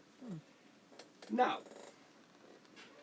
first thing what was very annoying to me is loading and assigning sound files into the keys. In many programs, it's not automated. You have to say, okay, this file goes here, this file goes here. It's a little time-consuming process. So first, what I say, okay, let's go and find a folder. We have here a 6 Japanese garden sounds. It's from Kaya Sariaho piece, related to gardens. I have. So you pick up the folder. You have the list of that folder. This is what you see here, and you can pick up the order of assignment. So it will be in QWERTY order, on ABC order. So I press the QWERTY keys, and every files are assigned. And now I can start playing. So I have my music working like that. 2 clicks, and we have our system ready for playing. It was the first important thing for that. Because I do not need any kind of external device, so I developed a built-in mixer. So this mixer is 8-channel mixer. We have channels or numbers with letters A, B, C, D, and so on. So I have my channels here. Those are faders, so we can move the faders here. Also, I have the ability to quickly test the sound, so I can check maybe levels like that. Okay, it works. It works, so my system is working. So for doing tests, we don't need nothing else for that. The channels could be, of course, named, so it could be front left, front right, whatever we want. And also, I ordered them in that fashion, so we have 4 and 4. It was for Magda also useful, but I didn't know that. But sometimes you have to see that space, so you don't have to use A, B, C, D. You can use A, B, E, F. So like a square, so you can combine it in here. You can also don't use the first, second, and so on. You can use second, third, and fourth, having 3 and 2, for example. So that way of arrangement is also important because in the mixing console you have everything in line. So you have to imagine, okay, there's the front, they are rear, they are not in rear. So that's how it works. Now we can look at every single player. It works like that. It's a common in today's software. It's an inspector. So when you click here any of this player, you see the parameters of the inspector here, of the player here. But because we are talking about space, I have to say about how the space is managed here. We have for every single file, if it's mono, stereo, or quadro, is treated as a quadro file. So if you load a stereo file, it outputs channels 1, 2, 3, and 4. The 3 and 4 are the 1 and 2. So that's the idea. If you import the single mono channel, every single mono is outputted into all 4 channels. So that's the first thing, which is not in Ableton, which is not in many simple and tools usually used. But okay, I have it here. I forget to think about how channels are in my sound. I just import it and they are just quadraphonic. Every single channel, and you see those channels here, 1, 2, 3, 4, could be assigned into 2 outputs. So we have that outputs A, E, B, F, C, D, G, H. That's the idea. So I can of course assign them in the completely different way. So I can send it to the first channel will be sent into the front speaker left, or maybe also a little to the rear right, because I can change the level of that. So my sound, even if it's stereo or mono, could be assigned into 8 speakers with different levels. And it's for every single key, for every single player. It's not done on the mixing console, because on the mixing console usually it works a little different, because we have an input into the mixing console and we do the dispatching. But here file has its own dispatching.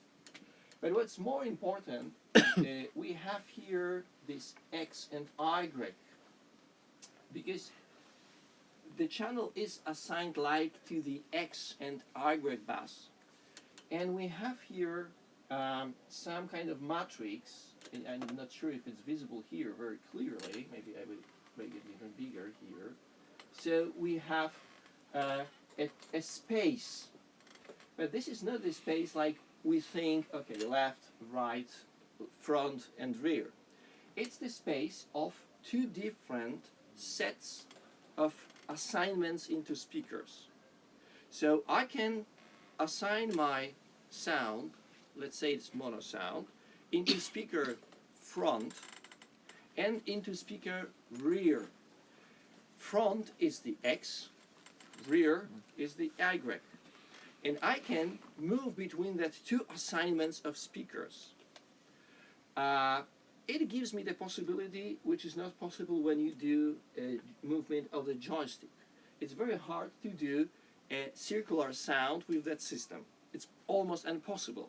But it's possible to swap between 2 different sets of speakers. So make a movement when the sound goes from 1 speaker into 3, or just moving in a little different way. What's even more important, I have a 2-dimensional space. So you see here 0, 0, x 0, 0, y, and x, y. So I have 2 X and Y playing together. Now the only Y is playing, the only X is playing, or nothing is playing. Sorry, it's very, very, very big in the room. Or nothing is playing. So my idea is that I have moving a space. I can move around the space, but it's not exactly the location of the speaker. It's rather the transformation between 2 different sets of speakers. And it could be done for every single channel differently. So I can start the sound, I can move that sound, I can start another sound, I can move that sound in another way. To make things easier, there is a sequencer. So that's the sequencer.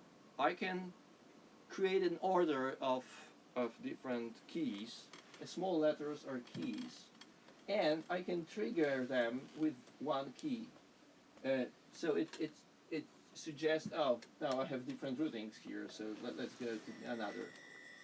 So now, just with one key, I can activate that sounds. What's even nicer, if the last key is another bank, I can go to another bank. I will do that.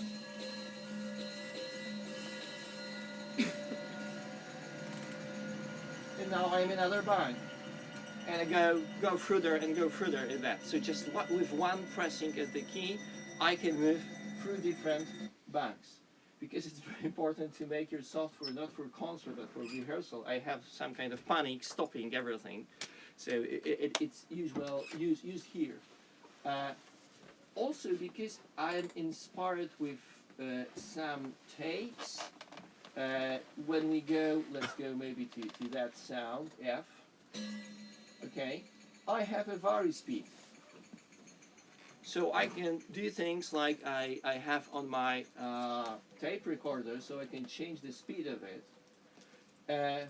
And I can change this from the very big ranges, 1 octave higher and 1 octave lower, so it really gives me a lot of possibilities. But I can also join some instruments, some players together. So there's a group, I can group them, let's say there's this and this, for example. So now when I press one key, the three keys could be played together.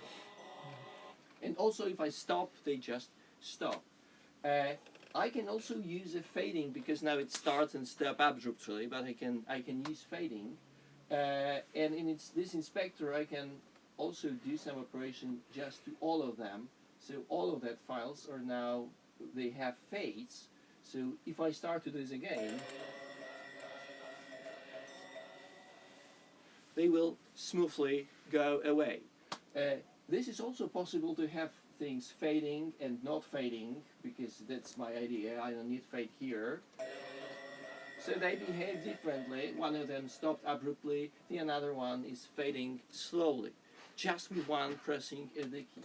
Also, what is important that sometimes we would like to fade a sound, but the fade is too long, so we really have to stop that sound immediately.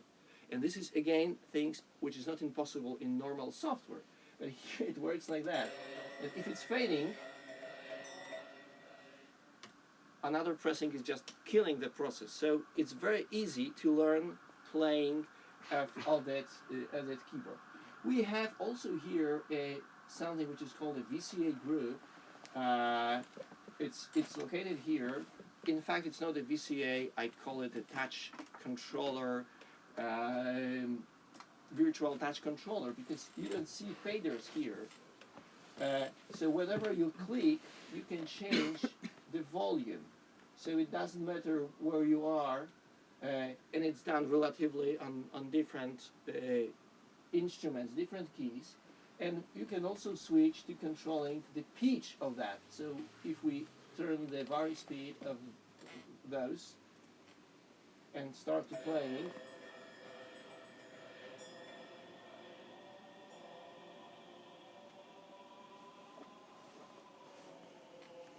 so I can do that. In the same time, of course, another instruments could play. So it's not a problem that we can do this independently. Hello.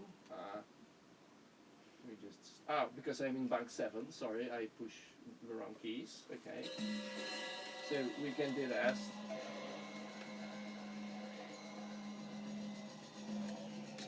Now we can do a really complex things and control it, because we can group different keys together and have them fading together. At the end, we have here a recorder.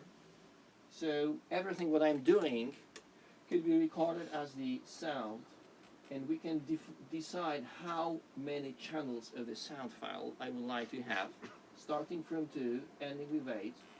and this is a matrix how they are assigned into that sound files, because there are different standards for that.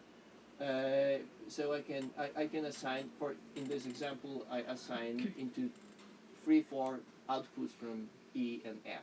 So that's the simple tool for doing a live performance of electronic music constructed like that. I spend a lot of time to use as few CPU as possible, because max is the terrible thing for doing CPUs. But what you see, there's a 9%.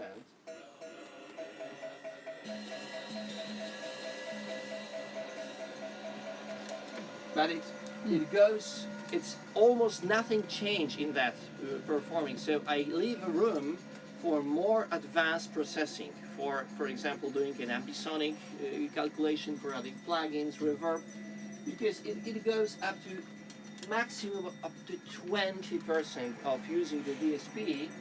But my computer is a very old computer. This is what I'm also doing on old computers, because on new computers it will just better and more efficient. So I spend a lot of time to efficiency here and to make it very, very stable solution. And also the file, it can read and export the sound, the file, the project file, it's a human readable text. So when I open it, let's go here, maybe we can find some kind of software. Okay, we have, I will do that in that way because it's very quickly here. So that's that's how it looks like. It may sound terrible at first, but then you will see it's of course a lot of text. But this text, it's not a binary file, it's a normal human readable file, and you can understand that, okay, this is the name of this band, this is the name of the output. Now we have a different key, it's a Q and a number 3, and it uses this kind of file, it's called like that, it has length like that, it's number of channels like that, and so on. It's a normal text. If you have this text, you can use another program to create a file which is understandable for my software. So it's another way of controlling. It is very, very, very long, of course, as you see, just that system. But you can very quickly learn computers and how to find this matrix. So that's what I'm also doing. So I'm trying to do the software which is simple and does maybe one thing, like playing the sound and controlling over the space, but then doing this in a very efficient way to be a future-proof. And also what I developed behind this, it's the way of controlling a DSP to make it efficient and controlling the interface to create as many interfaces as you want. It's a really big problem. I was talking with people who do programming with a super collider or some other things. It's almost impossible to do that in many software. Then we have an engine, which is an engine, and we have unlimited number of interfaces, which are in the same time refreshed when we do that things. And also what is important in that I will show you is also the use of natural values. So if we think about the loudness, we usually think about the decibels. But the software doesn't use the decibels for that. It uses another numbers for doing the calculation. The graphic user interface doesn't use the decibels, doesn't use the scaling factor. It uses another way of scaling that. So I also developed the system for converting between that the different units. So when you have a file, a text file, you have a tuning in semitones, levels, in decibels, names, in regular names, time in seconds, and something like that. So you don't worry about transforming this into computer language. So that's my toy. Okay. Thank you.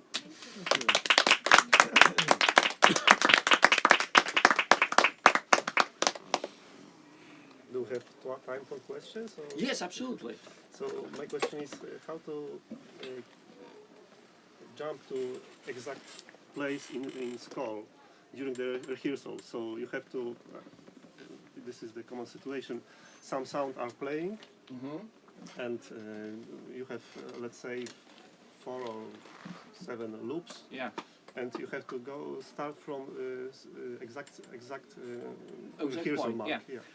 First of all, I hate loops, and I didn't build loops into this. Because loops are not okay. Okay. Because loops are also not a natural thing for the tape recorder. It was not possible to do a loop in there, so it was going. You can get that. But first of all, everything is asynchronous here, because you can press the key and you start playing. So if you have in score the place which starts from this key, you just play this key. Yeah, but I mean a situation where other files, longer files, are just in the middle, and you have to go in the middle of the file and start other files. So I have no solution for that in my software, because I think that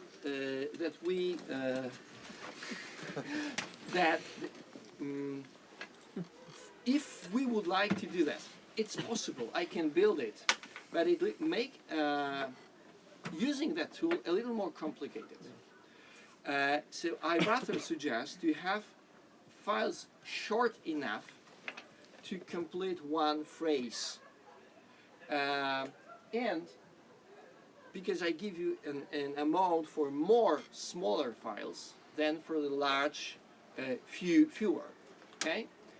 Also, if you walk through this sequencer, there is a special way for walking that I use key to just go to another step in my sequencer, so I can go in front or the back, so I can very quickly move forward or backward to do that again. I really take care of the rehearsal. You have to decompose more and then assigning. Yeah, absolutely. And every time I develop the software, I develop it for the rehearsal, not for the concert, because concert is simple. Yeah. In concert, we start from one point and go to the end. In rehearsal, it's a terrible thing, because we have stop, we have change, we have correct levels, we have go back. So that, in my experience, it is enough to for the rehearsal just to stop the file or just omit one file and start from the another. It's not so necessary. If the composer builds a very, very long file, it sets itself in trouble of synchronization. His trouble. It's his trouble and the musician's trouble, because everything for the very long time should be synchronized. So this is why we have that system. Please break it. Just give a small amount and use it. So what about Katarina? Did you pass? Yes. Because we have one missing gentleman, and we can come back just to check the technical thing. Usually it should end up at 2:30, but we have still the guy on the remote on Skype, Robert Lisek, in Budapest. Oh, okay. Thank you. And Lorenzo, Robert Lisek, this is the AI presentation now. This is the story. Because we missed him, and then he appeared. So I connected with him in Chamber Hall. I moved the connection now here, and he is on. So that's why. So he's online. You mean via Skype? Yeah, he's online now with us. Okay, this is why I was problem with finding him in physical world. Yeah, maybe 10 minutes. To znaczy czy ja go już... potrzymać, bo ja troszeczkę walczę o to, wiecie co się stało Pytanie wczoraj. jeszcze tylko jedno. Ci, którzy byli, to wiedzą, że się rozjechaliśmy o godzinę po prostu i potem już jest tylko... Marek, jedno pytanie i ja zwalniam w ogóle. About the name. The name of the program. Enastro. Enastro. Why this is... Why? What Because does it mean? Nastro is an Italian tape. So it's an electronic tape. Okay. So that's so simple. So this is why I showed Lorenzo saying that it's Nastro. You have to be careful with him. I'm very careful. I'm never careful. So, because I would like to make it very natural.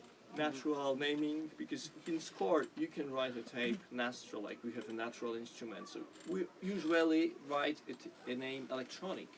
With electronic, it's lighting. Electronic is it's just everything is electronic right now. So having a name tape, in terms of analog tape, it's more relevant to this tool because it's not a tool for everything, for processing, for doing everything else. It's not for MIDI, for sampling. No, it's electronic master. So it works like a tape, or like in previous years, you have several tape machines, and you started them with moving the faders or just pressing a button. So that's it. Just a new generation of the mechanism of tape players. Okay, I am disconnected. Thank you. I am disconnected. I was disconnected. Brute force of pressure. Oh yes. Wiesz, tam się kameralnie się coś na tym konwerterze w ścianie zaczyna dziać, bo tam jest wejście na VGA, ale tak naprawdę jest konwerter na HDMI. I ten sygnał dostaje na HDMI. A osobno jest gniazdko na HDMI, które jak myślisz, gdzie wchodzi? Nie, wchodzi na HDMI 2, ale coś tam się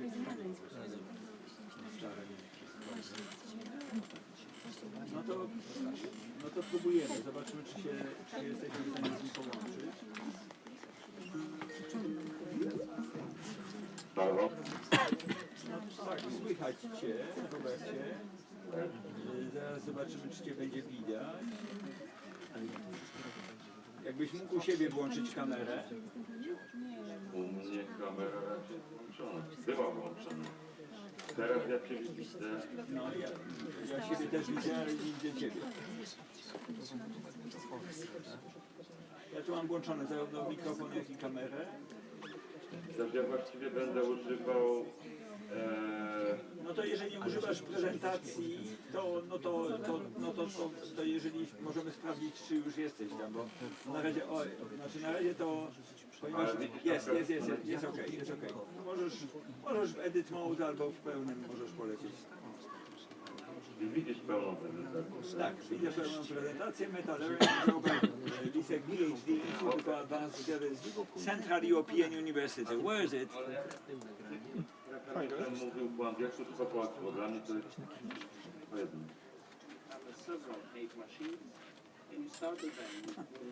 To jest akurat pod spodem transmisja.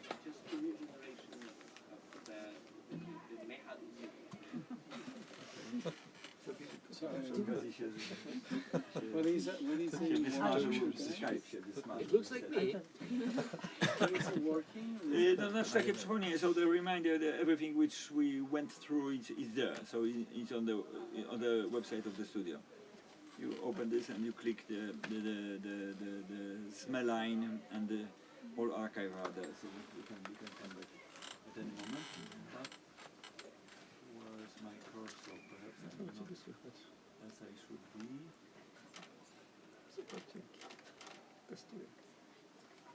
You know where he's working? I don't know. Does he teach or studies?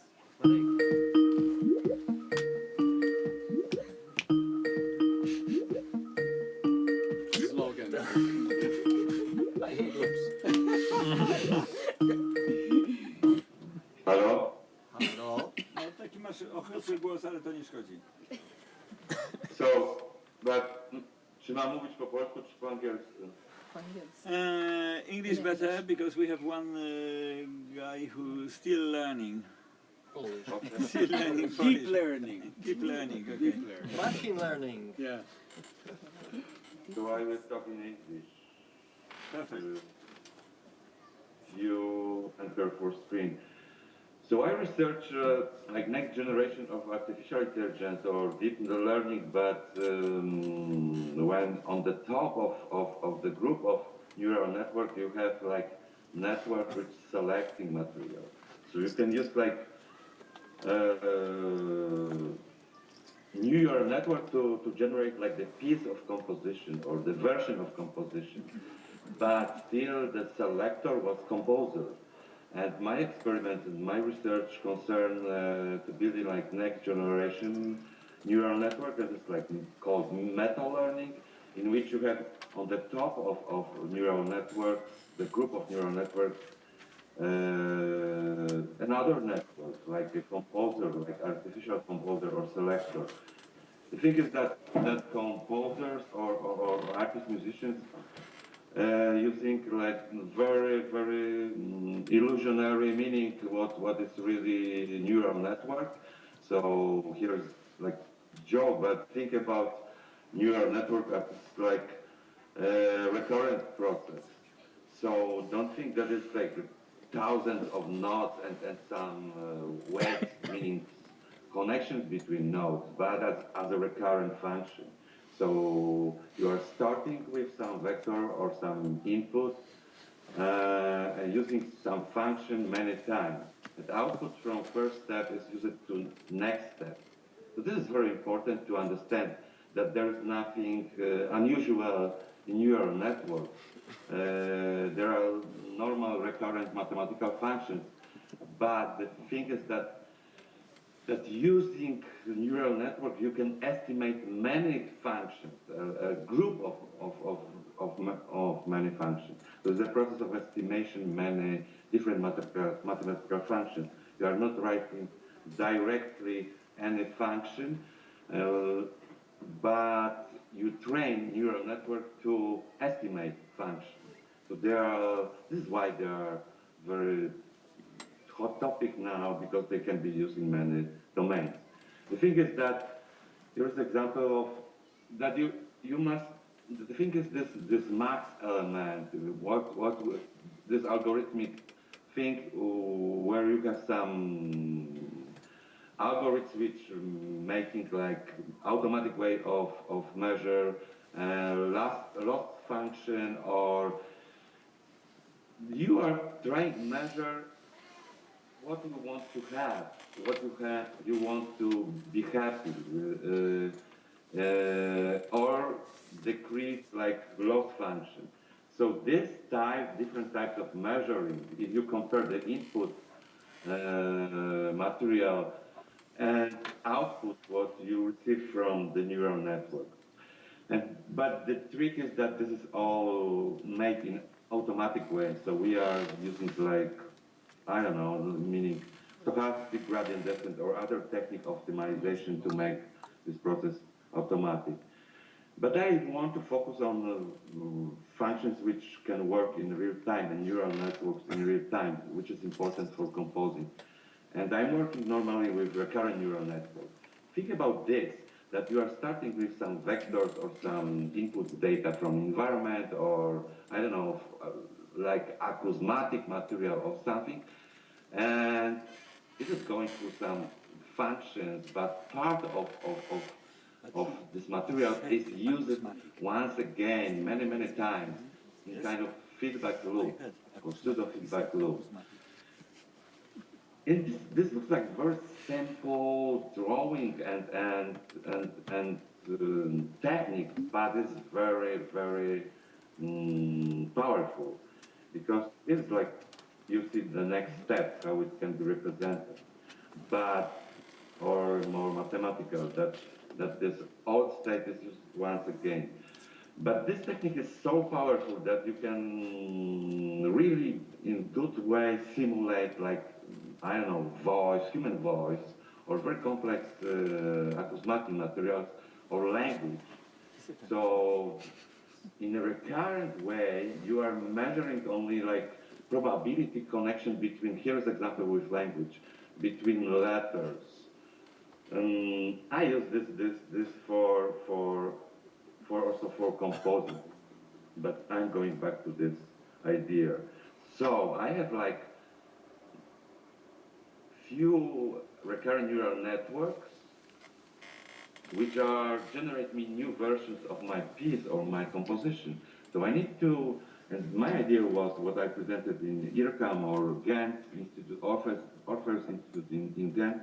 I put on the top the selector of network, which in this sense I work with kind of meta learning. There's nothing connected with metaphysics. It's the level up of language, next layer of language in this sense. The next group of very useful real-time neural networks are and techniques in AI is reinforcement learning. You observe, you have the same drawing as Ariel, the kind of feedback when neural network is getting reward from environment and making specific policy to make the next action. Yeah, I don't want to talk about it. Is useful for robotics. It is very useful also in games. It is easily to train using reinforcement learning player in Atari or different types of complex games like chess, Go, or which is in after like 3 hours of training is better than human, like 1,000 times, which is totally impressive. And there's no any examples. It's starting from random information from environment and starting train and learn like good technique and policy. You can think about this let's call it feedback process or recurrent process also when we are trying to describe what is thinking or so think about like interior mental state and kind of reasoning operator when part of information is going back to brain or to neural network. The important thing is that that the part of information is removed so you can think about forgetting something. And this is interesting how to build this carousel that you have kind of memory, that you remember something and you are removing something.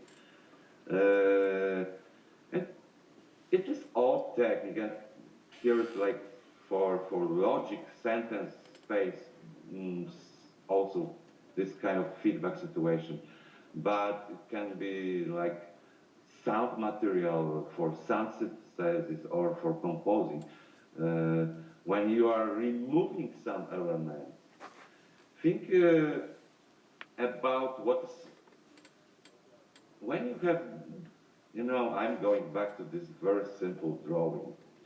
When you are composing in pure data or making some new synthesis techniques or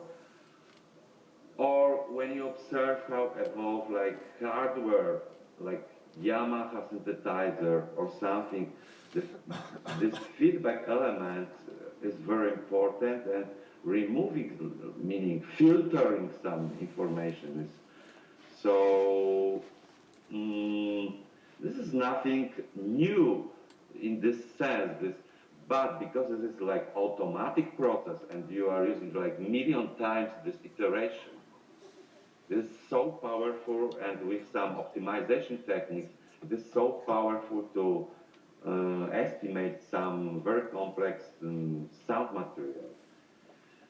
And the last few words, what is meta learning and the different approaches. So the trick is how to switch, how to build a composer or master who will switch between different neural networks or different version of your composition.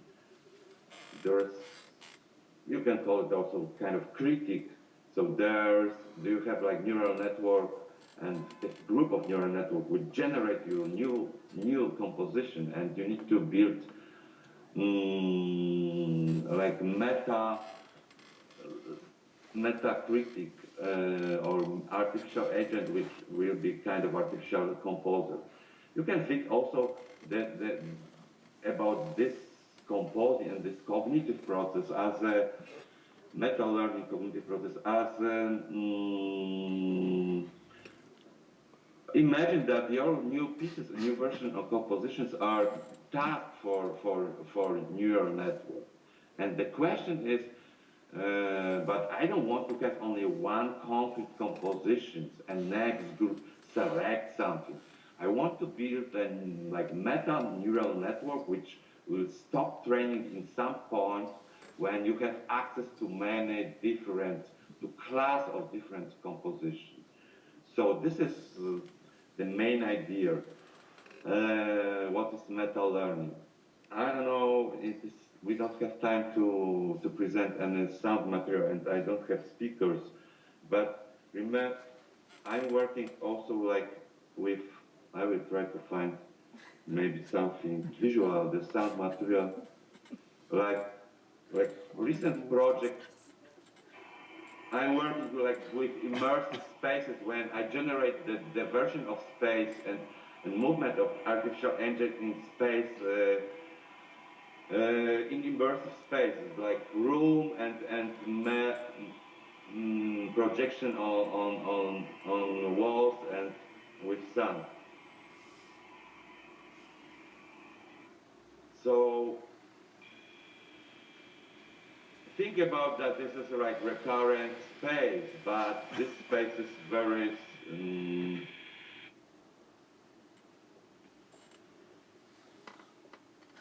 sense the space is not studying classical and this is not any 3D in classical sense. It is more realistic because it represents, for example, like Fourier algebra or which is very important in quantum physics. So they are more realistic. Okay, that's all. Oh, that's If you have any question, we can discuss by email. Mark has my email, Yes. but also I have his email. No, I mean, no, I think, what is the thank you so basic much. question? I mean, Come on here. no, it's, I just, I have to say I'm very inspired by your approach because we are approaching now with my team some meta learning strategies. You know that there are many ways. The voice belongs to Lorenzo Buschi. Yeah, so I only wanted to tell you he that presented his it would be speech. nice for me. It would be important, I would say, to put you in contact with our scientific part of the team. But I have to say, you need to be aware that in this moment there was a sort of intellectual desert while you were talking. Not just because really, I mean. I don't think so. No, you should be here, then maybe. No, but it's interesting, no, it's interesting to say that there were many moments in your description that could be absolutely be opening a workshop or a dedicated thinking task. But the question is, for me, just compliments, and I will be in contact soon. But Yeah, I think it's really too specialistic. I mean, for the there was to a voice concentrate. There was a voice of another expert. You know, that's why sometimes the question didn't appear. So that's okay. I'm Mateusz, totally open for cooperation, and I'm looking to like composers He's who coming. also researching Ready? artificial intelligence for composers. Where are you based? That's my question. Budapest. Today I am in Ljubljana, so I'm staying in Budapest. Yeah, so and Vienna. So yeah, it is easily so to communicate. You are staying in Italy or? Now, let's say part of our team is in IRCAM and part of the team is spread in different universities. But yeah, and I think it's. Now we'll be like in Shanghai probably. If here come the next like meeting of people from. Yeah, I saw. Good. Thank you so much. I But did we will stuff talk. in IRCAM and I played like the version of this So composition. Robert, do you see us? Yes, I see you. Because you know, I try to navigate with the people which we are talking about. I just want. You know, it's like a queue, you know. The people are sitting like in a doctor cabinet and they are in front of the. We are all Now sick. I Okay. see better. Yeah. We are all sick, so that's You see, Lorenzo is behind Mateusz, you know. For example, he's. Yeah, I want to see once again Lorenzo, please. Hey, Lorenzo, Lorenzo. this is Ciao. Lorenzo. I will. Just I below will. the I will clock. email. I will email soon, no doubt. Yeah, And then Zofia and be in Carolina. contact. around. And Okay. I have a question. May I ask Yeah. you just one thing about this neural network and about the training? Because designing a neural network is maybe not to all of us, but it's easy. But the way of you say about the rewarding, so the learning process requires to confirm if it is a good or bad solution. And to me, Yeah. this is the most complicated part, because you have to find another not neural system to discovering if it's right or wrong. And this is my question. In your system, it's just presenting a solution to the composer, and the composer is the person who decides, no, it's wrong way, so no reward, or it's another system. That's my question. I'm using like two types of neural network which can work in real time. I don't want to have any system which has like you need to spend few hours or few days for training. Okay.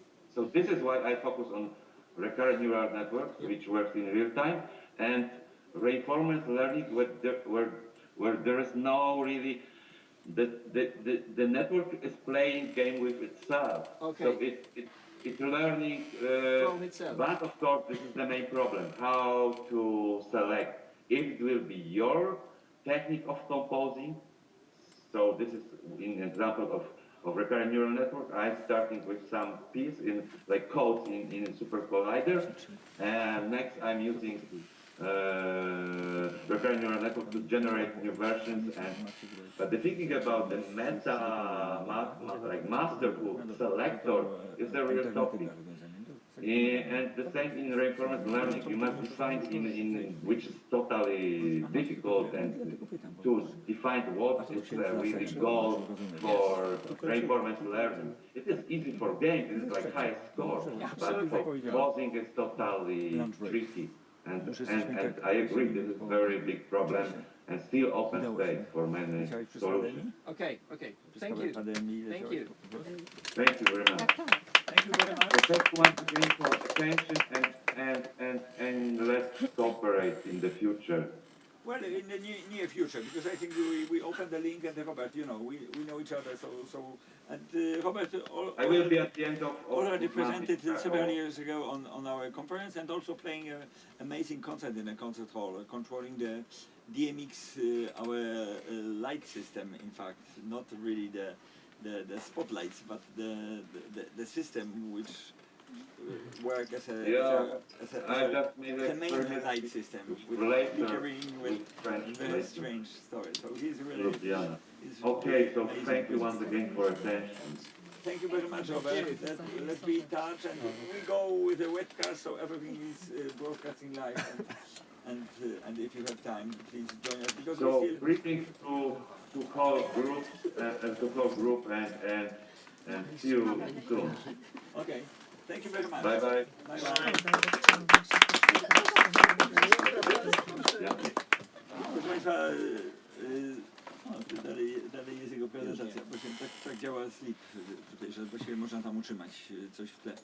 No robimy przerwę tą, która jest zapowiedziana z małym opóźnieniem i zaczynamy o 3:45 na dole, w sali kameralnej oczywiście, tak jak to było wcześniej zapowiedziane. Mieliśmy tu dzięki gościnie studia się znaleźliśmy. Także Zupełnie przypadkowo. Zupełnie przypadkowo. Zupełnie po prostu dobrze się tak złożyło, że przypadkowo. I dzięki temu była pełna sala. To można było wyobrazić, jakby to wyglądało. Byliśmy w bliskim kontakcie ze Oczywiście sobą. moglibyśmy zostać, ale ze względu na między innymi prezentację Artura dzisiaj jest lepiej na dole, bo on potrzebuje przestrzeni, bo będzie pokazywał rzeczy bardzo nietypowe. W tym sensie dobrze jest. No właściwie jestem troszkę zawiedziony tym, że ustawiliśmy nam czterokanałowy system i właściwie tylko jedna prezentacja korzystała z tego systemu.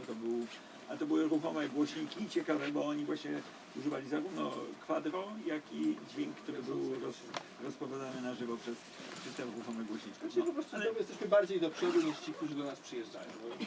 Tyle mogę powiedzieć. No to zapraszamy za 35 minut. Marek, twoja maszyna zatrzymuje skajpowanie. Nie musisz zatrzymywać, Nie. nie leci. Wiesz, tam nie ma ograniczeń żadnych. Okay. No bo to na serwer się I was kopiuje. watching with Kokora's presentation and also from Yeah, yesterday's. it's It's really nice. in fact, that's the easiest way now. I can do it like, but this is higher. This is really nice. Higher resolution, and also with the battery stays for 4-5 hours. Wow, So this so is long. the biggest advantage that you can forget. With this, never, because the battery is drawn. This is iPad, but we use it. It's not the matter about the equipment, but it's a matter about the webcast, the broadcasting instead of recording. So it records on server while webcasting. Rozumiesz? Czyli on transmituje, ale równocześnie wszystko nagrywa.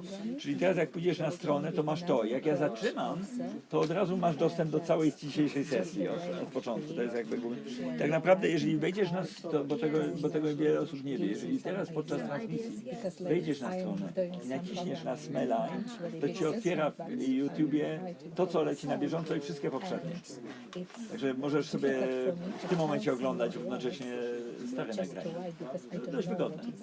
Jedyny problem, troszkę się zmagałem z kapsułami sterofonicznymi i w końcu tę najnowszą kapsułę sterofoniczną z Zooma oddałem, bo ona nie ma gniazdka sieciowego, czyli jak włożysz ją, to nagle obciąża no i to idzie niby na jakieś 2 godzinach, ale potem co? Muszę odłączyć i odczekać kilka godzin, żeby załadować powrotem baterię, więc to w ogóle ewentualnie dwa iPady, jakieś takie, wiesz, kombinacje. A czyli po prostu nie korzystasz z niczego, tylko z wewnętrznego mikrofonu, tak? Z tego wewnętrznego, tak. No, znaczy mogę, ale to jest akurat najprostsze w tej chwili. Czyli właściwie się tym nie zajmuję, tylko zostawiam go gdzieś i on stoi i leci dalej. Wygodnie. I will check downstairs and perhaps I will join you upstairs on the sixth floor. Yes. Ja Będziesz mam spadać. pociąg, więc No wiem. jeszcze nie wiem, czy, bo tam o której zaczniecie No rzeczywiście. pół godziny. Pół godziny Nie, zaczniecie. teraz muszę A na górze jest zacząć wszystko punktualnie, bo ja zamknięte. tak naprawdę pędzę na koncertową i wszystkie utwory z taśmy teraz muszę przygotować. Czekam jeszcze na jeden utwór wideo z Chin. A powiedz mi, tam na górze jest coś otwarte, czy nie Tam jest cały czas dzisiaj? otwarta knajpa do 20 godziny. A jestem na 6. piętrze, tak? Z 18 dzisiaj powiedziała pani. Czyli do 18. No ale zapowiedziana przerwa obiadowa na 14:30 do Właśnie 15:30. strasznie bym chciała zostać na tą sesję. To zostań po prostu. A głosowanie? Trzeba było sobie wyrobić zaświadczenie, tak jak Litka Zielińska. No tak, ale nie wiedziałam. jak Ale ja to właśnie będzie. zrobiłem to. No. I się nie udało. I na szczęście pojechałem cię rano sprawdzić, czy bo wysłałem w terminie. No bo dość dużo ludzi, Oni nie odpowiedzieli. dość dużo ludzi o to zabiegało. A w jakim miejscu? Z Wrocławia, A z ale Wrocławia, chciałem no tutaj tak. zagłosować, żebym Rozumiem, przyjechał w rozumiem. sobotę. Nie, ale tak się pytam, bo może jest to w zależności od miejsca. To decyzja była tutaj No to ja jestem na koncertowej, a umowy jeszcze.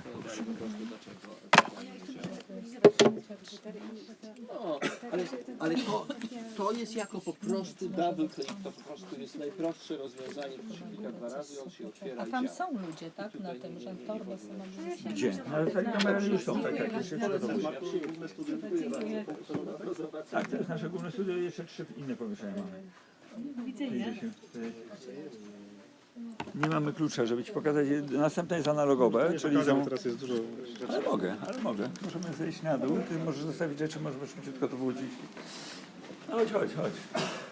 Weź rzeczy ze sobą, no bo tam będziesz je potrzebował właśnie. Rozumiesz?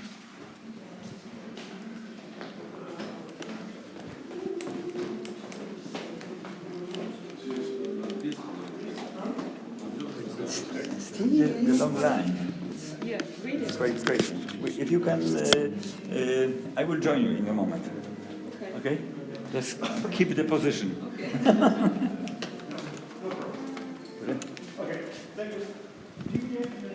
Oh, that's Miguel. Miguel, you are leaving? You're leaving? Yes. You're leaving forever? Yeah, not forever, just for today. Take care. Listen, it's perfect. I was trying to call the guy. The station? That's Miguel Azim. Oh, Marcin Robociński. oh really? Yeah. So I stayed there. Okay. Yes, I do. The train station is there? Yeah. This way.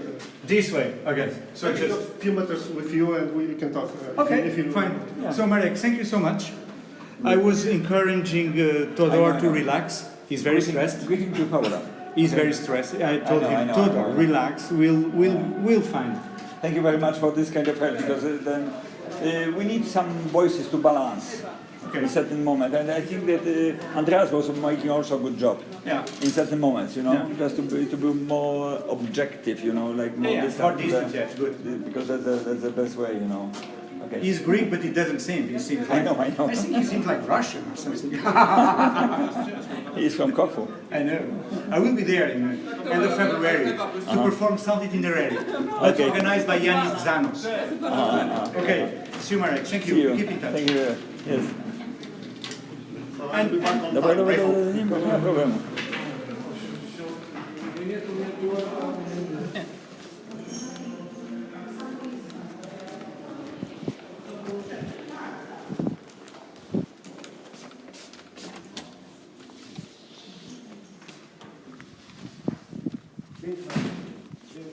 Super.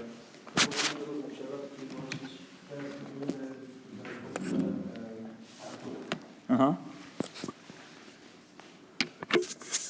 Artur ma tak wypasioną jednostkę, że to w ogóle wszystko wysiada od razu w promieniu 50 kilometrów.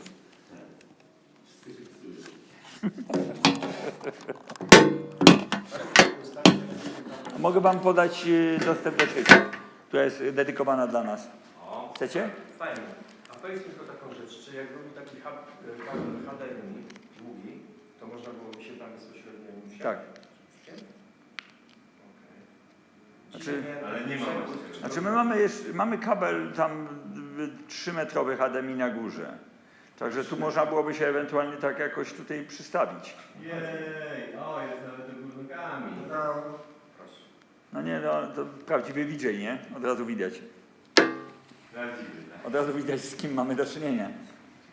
Odwrócony obraz. To dobrze. To teraz musisz zrobić tak. Przełożyć ten kabel tutaj. Ale wiesz co można dzisiaj i wiesz co zrobić, nie?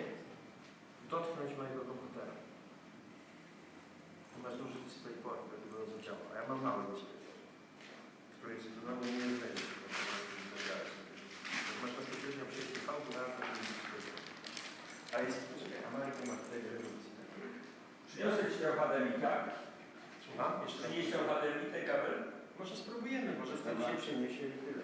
Chyba że ja mogę pójść z tobą i go wziąć. Dobra, to był oryginalny. No ja mam na przykład 1280 do 1024. No, maksymalnie. W sensie wyjścia, tak?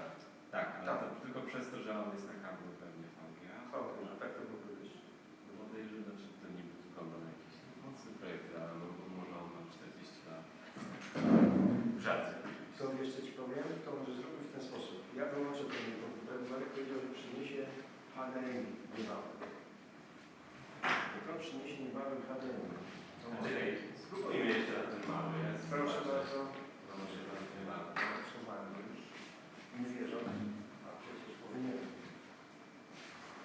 Dobra. Koncept był taki. Idziemy z tego, możemy jeszcze sprawdzić drugiego, jeżeli można jakiś drugi. Myślałem, że masz HDMI wejście. Nie, mam taką rzecz, nie? Znaczy HDMI jest do okularów. Okej. A, to już I wyjaśnię. teraz w okularach, jak jesteś, to ty determinujesz oglądanie tego, co się dzieje. A możesz zamienić HDMI to na DisplayPort, a to sobie wpiąć na HDMI? Chyba to, ale też nie możesz. Myślę, No, że tak. Dobra. Znaczy, tu jest HDMI, wtedy wpinamy się z tym. No to jest to moje przejście. Tak, z i tym? wtedy ja komputer na przykład wtedy okulary przełączam na to wejście. Dokładnie. Czyli poczekaj, ja sobie wyłączę program, który się będzie kłócił, jak mi się to wyłączy. Już go włączyłem. Mogę teraz starać się zrobić. Jeśli zrobię i tej spróbuj tam. To HDMI. Tutaj dokładnie, a to HDMI. No i zobaczymy. Jest HDMI. Teraz zobaczmy, czy on się zgłosi, czy go wyłączyć. No zobaczmy, jakie jest bez podłączenia. Tu się świeci, to znaczy, że już ma kontakt. No, nie powinno być problemu. Tak, ja czasem to włączałem na poprzednim, tak wiesz, mniejszym komputerze. Jest to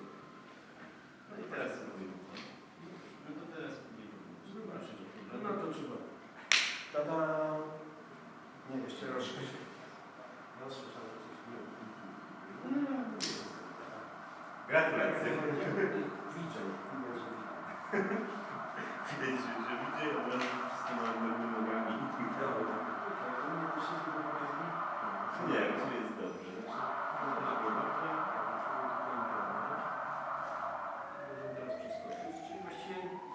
I teraz ja muszę tylko zobaczyć dźwięk, który ty teraz kradniesz. Ja sprawdzę, czy mi działa. Poczekaj, on jest głośny, może że ściszy. Tak, trzeba go ściszyć koniecznie, bo ja tutaj zaraz Tutaj jest taka... zrobię tak, że Niby starszy mikser, ale jednak wymaga pewnego rodzaju, powiedzmy... Czekaj, ja Markowi napiszę, że działa. Bardzo dobrze. Bardzo dobrze.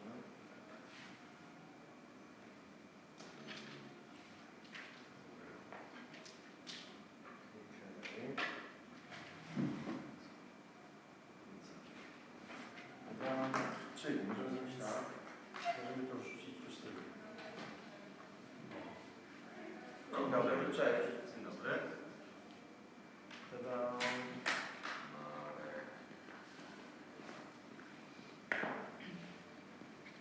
Ja niestety straciłam głos O nie, musisz chodzić. Cześć, bardzo Ja w się ogóle stare znaczy... jedziesz. No tak jak się wszyscy. zostanę, może trochę muszę pojechać... Dzień dobry, muszę pojechać do głosowania. Do Warszawy. No ja akurat rano to załatwiłem, ale tak może. No właśnie, tam myśmy na górze mieli jakoś strasznie mało osób było. Ja dopiero przyjechałem. Szczerze mówiąc. Nie No, wiem, chciałam w ogóle tak. Nie no, chciałam w ogóle zostać na tym samym pracę, znaczy część tego. No zobaczę, może chwilę zostanę, muszę pomyśleć, jak to muszę pójść. Dobra, nie przeszkadzam. Już zrobiliśmy, że działa. Czyli nie Właśnie trzeba. ci napisałem. Nie trzeba. Ale to działało. Jak to słyszał, że idzie kamerę, to nie będzie na przykład. Znaczy, ale już jest że nie musimy się, że tak powiem, wpinać się na... Przy okazji sprawy, bo w ogóle i korzystałem z tego. Czyli trzeba coś zrobić. Na przykład ci automatycznie otwiera z niego, jeżeli chcesz podłączyć. Czy on jakoś tak wpięty, bo to jakaś elektronika na przykład przyjdzie. Bo myśmy już tutaj znaleźli rozwiązanie na to, co jest. Jeżeli chcesz, to sprawdź, to może na pewno, że w swoim... Można sprawdzić ten dźwięk. Tak, można. Tutaj cofnąłem się...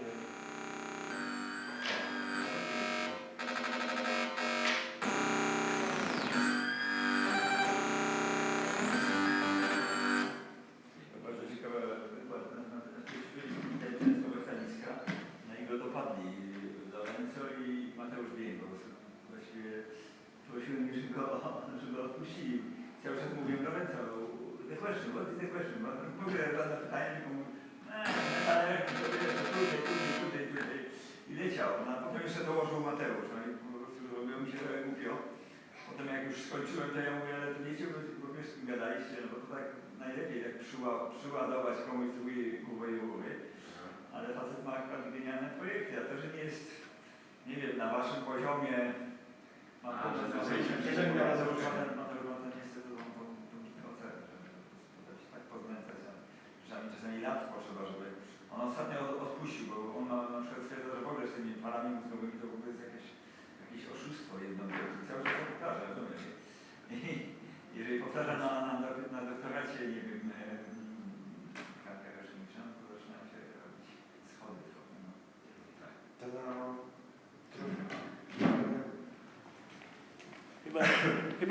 Chyba się zgłosił od razu.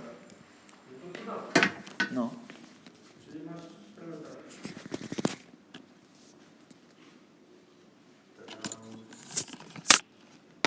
Fajne. Tu mi trochę przypomina Sztockhausen.